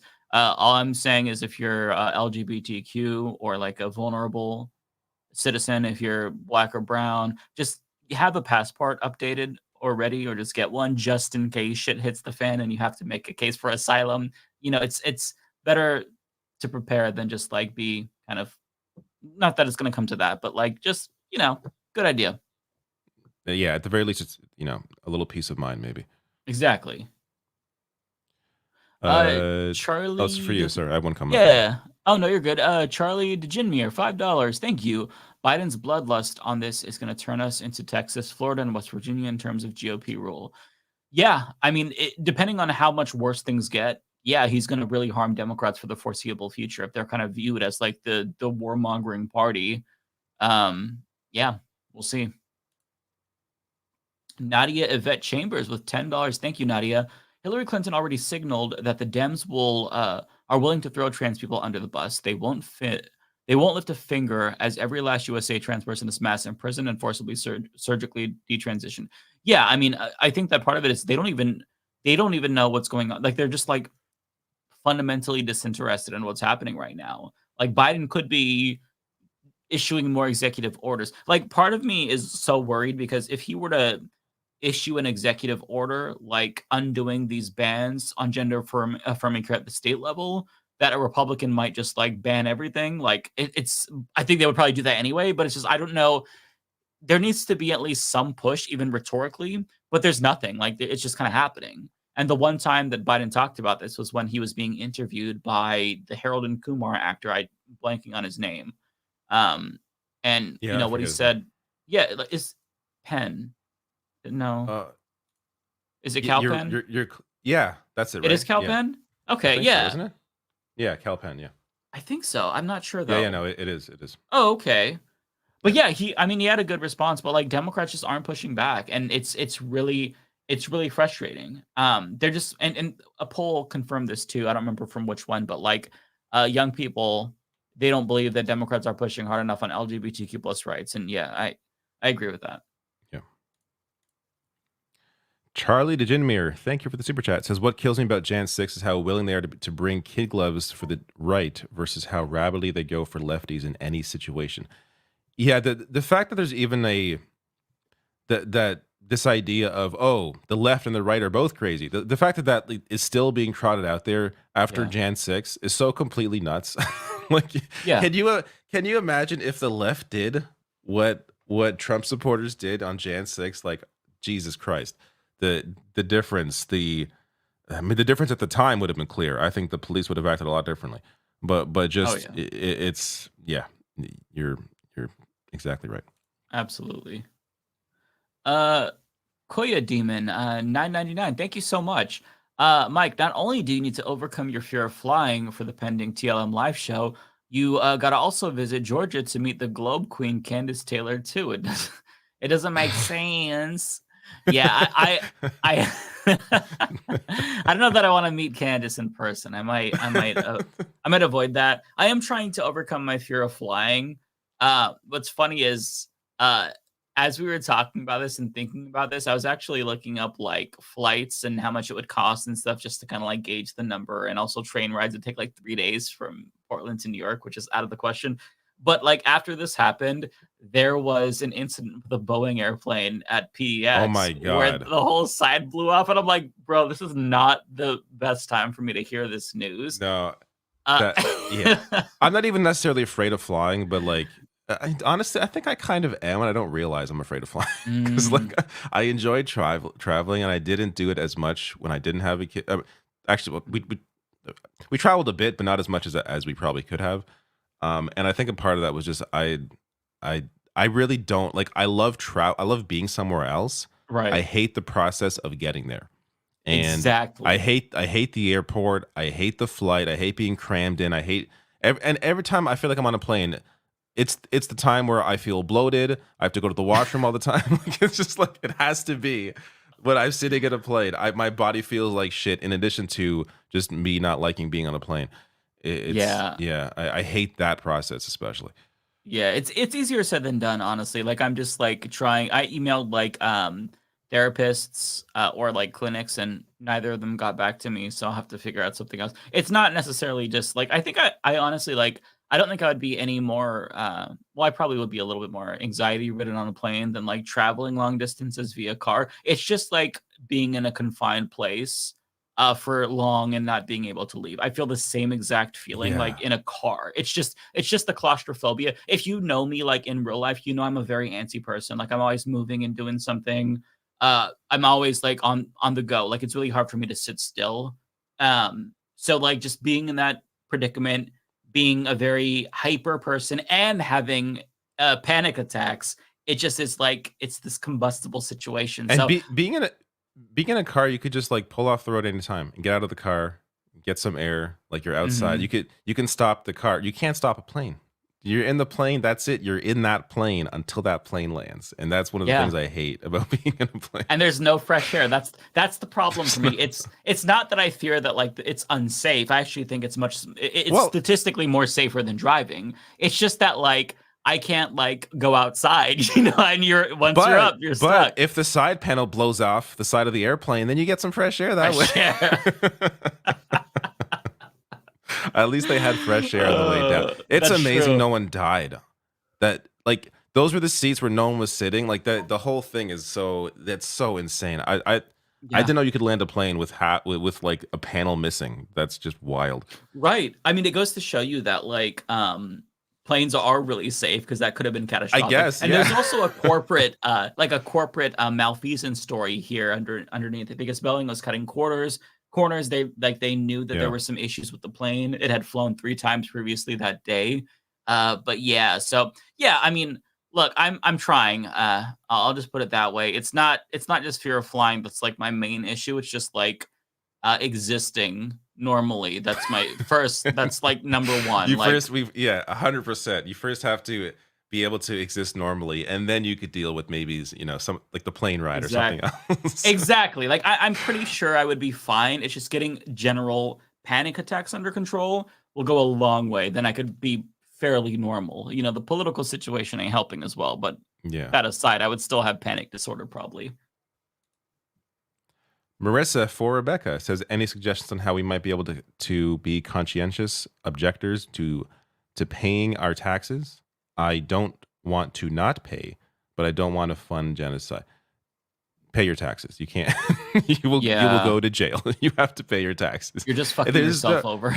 Yeah, you can't control like that's one thing you have to get out of your mind is you can't control where part of your taxes are going to go. And even the people that are really into MMT will also discuss how that's not necessarily, you're not really directly paying for any of the stuff. That isn't how money actually works. That isn't how fiat currency works. So you're not really paying for genocide if you look into MMT.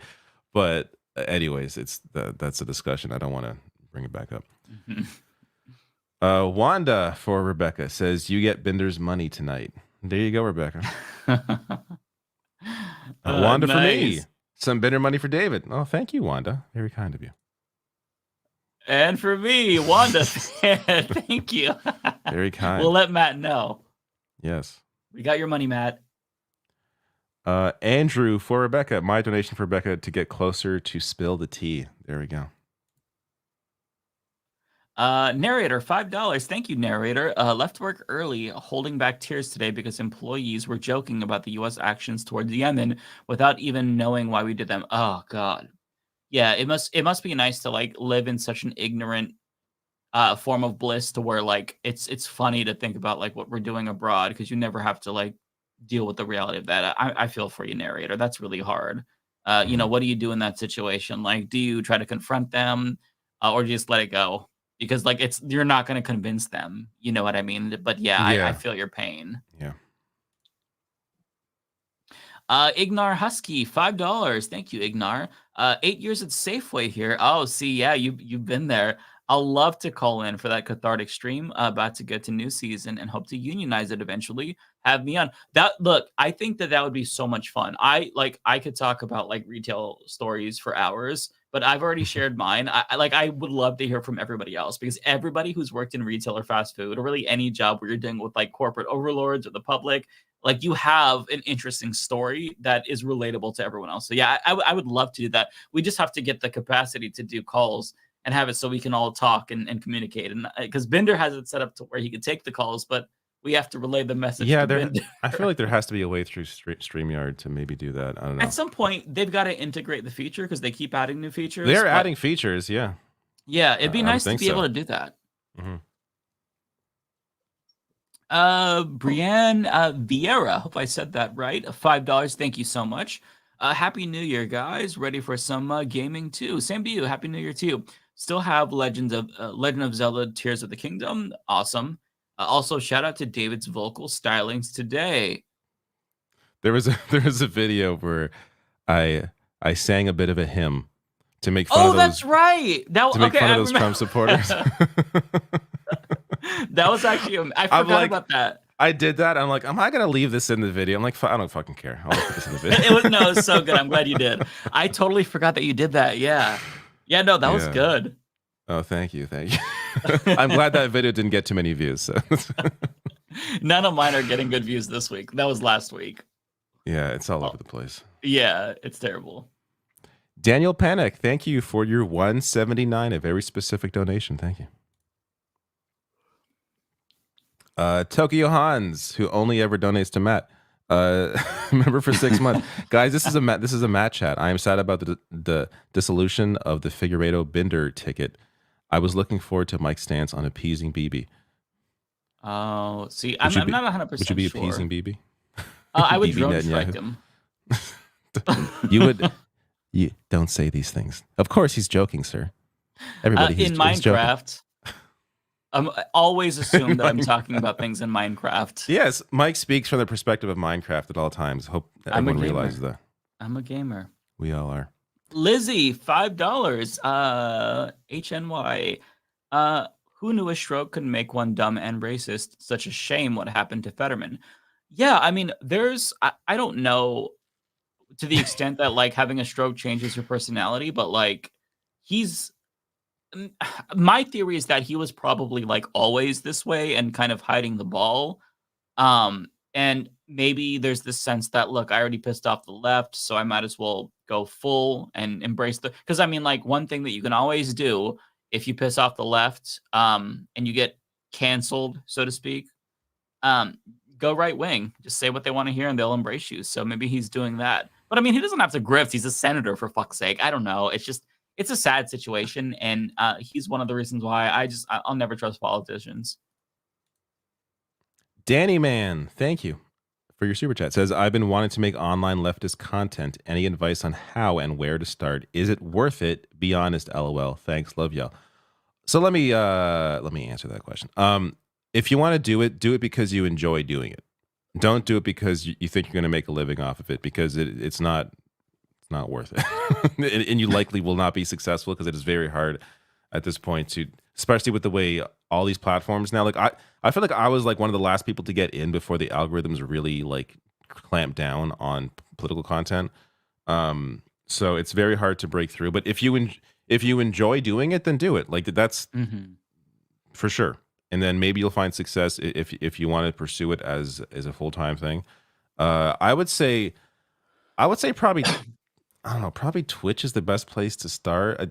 I just feel like YouTube is really hard to break, unless you're making very specific, like long form content, like BreadTube kind of content, where it's, you know, a 20-minute or 30-minute breakdown on some topic, and you do it like once a month. I think there's still room for that.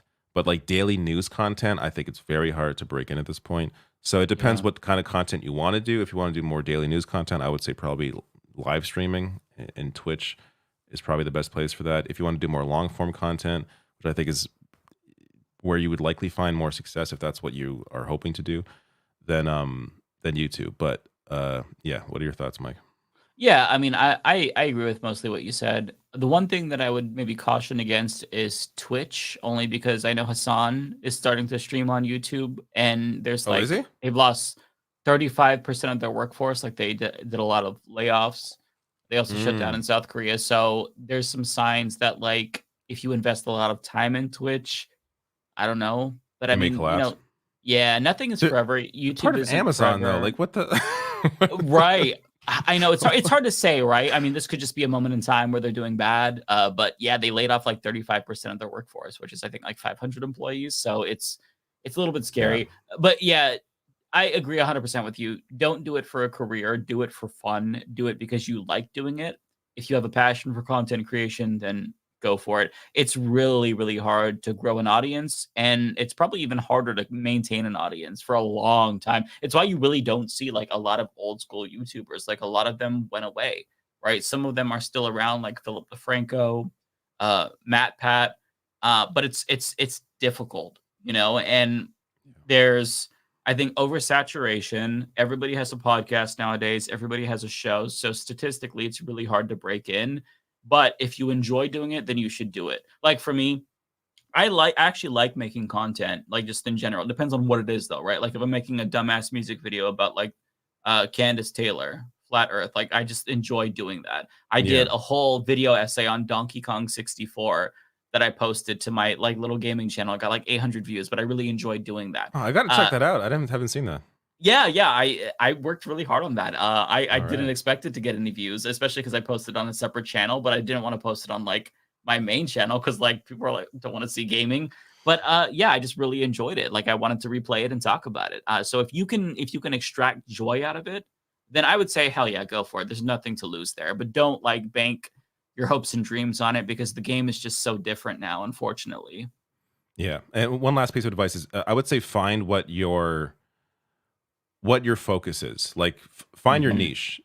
It's you know, like what do you specialize in? What's your background? Kind of utilize like what you're into, what you're interested in, and make that a focus. I think you likely find you know, more people will want more niche content. There's a lot of channels now that just cover like everything. So if you find what your niche is and specialize in that, then that would be beneficial probably.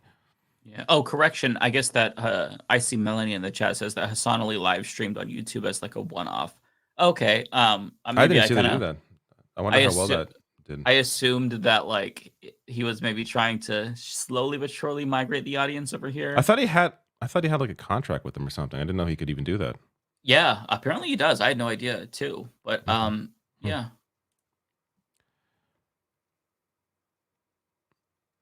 Was this for me? It's for me. Bren R, thank you for your super chat. Commander Keen 4. I don't know what that is. Do you know what that is? I don't know. It appears to be a game that I have not heard of. Oh. Well, there we go. Interesting. Well, I will keep this tab open and read about this later. Thank you, Bren. For Rebecca, the son of the Gap founders is busy stripping my Oakland A's out of our town and relocating them to Vegas. Thank you for putting the customer above the interest. Gap Corporation, Rebecca, LOL. That sucks. Yeah. That sucks. I can't imagine losing my like favorite sports team to like some shitty owner who wants to move them. Missed Siren with $10. Thank you. My dementia mom made a point to say she will be at Republican Iowa caucus. Seems to fit the model. Huh.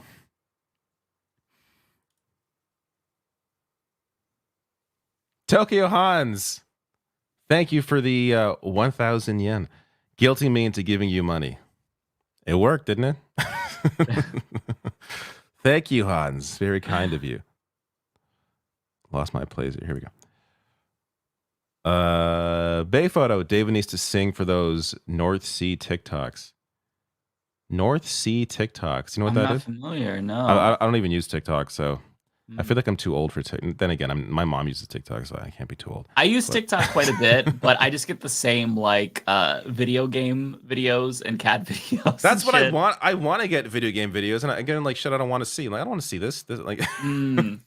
Yeah, it just depends. Like you got to be really quick with the algorithm. If you get some bullshit that you don't want, you got to swipe really quick. But I tend to watch the game ones more, like people's. Like I'm getting a lot of like top 10 movies of the year and like anticipated movies of 2024. I really enjoy those. Quick, straight to the point. So that's what that's my algorithm. It's actually really nice. I hear TikTok algorithm actually it is pretty good. Like once it learns who you are. Yeah, it is very accurate. Yeah, no, I don't like. I rarely get like right wing stuff anymore, and if I get it, like it's a right wing video, and then somebody stitching together their own like response to it. So, oh, that's good. Yeah, it's pretty good. This is for me, Tokyo Hans. 1,000 yen, some for you too. Thank you, Tokyo Hans. I appreciate that. And I believe this is the last one. JCast, thank you for the $5. I forgot where Bender went. Remind me again. Wasn't it a foot fetish convention? That's right. Bender's busy at a foot fetish convention this week. He'll be back next week to discuss all the latest feet. Yeah, I believe it's bondage and foot fetish, right? Oh, is it? Okay, interesting. Interesting. Well, I hope he brings back many pictures. I'm curious to see what he learned there. I want to hear about all the new feet coming out this year. All right, everybody. Thank you. Thank you. See you all next week. Take care. Goodbye.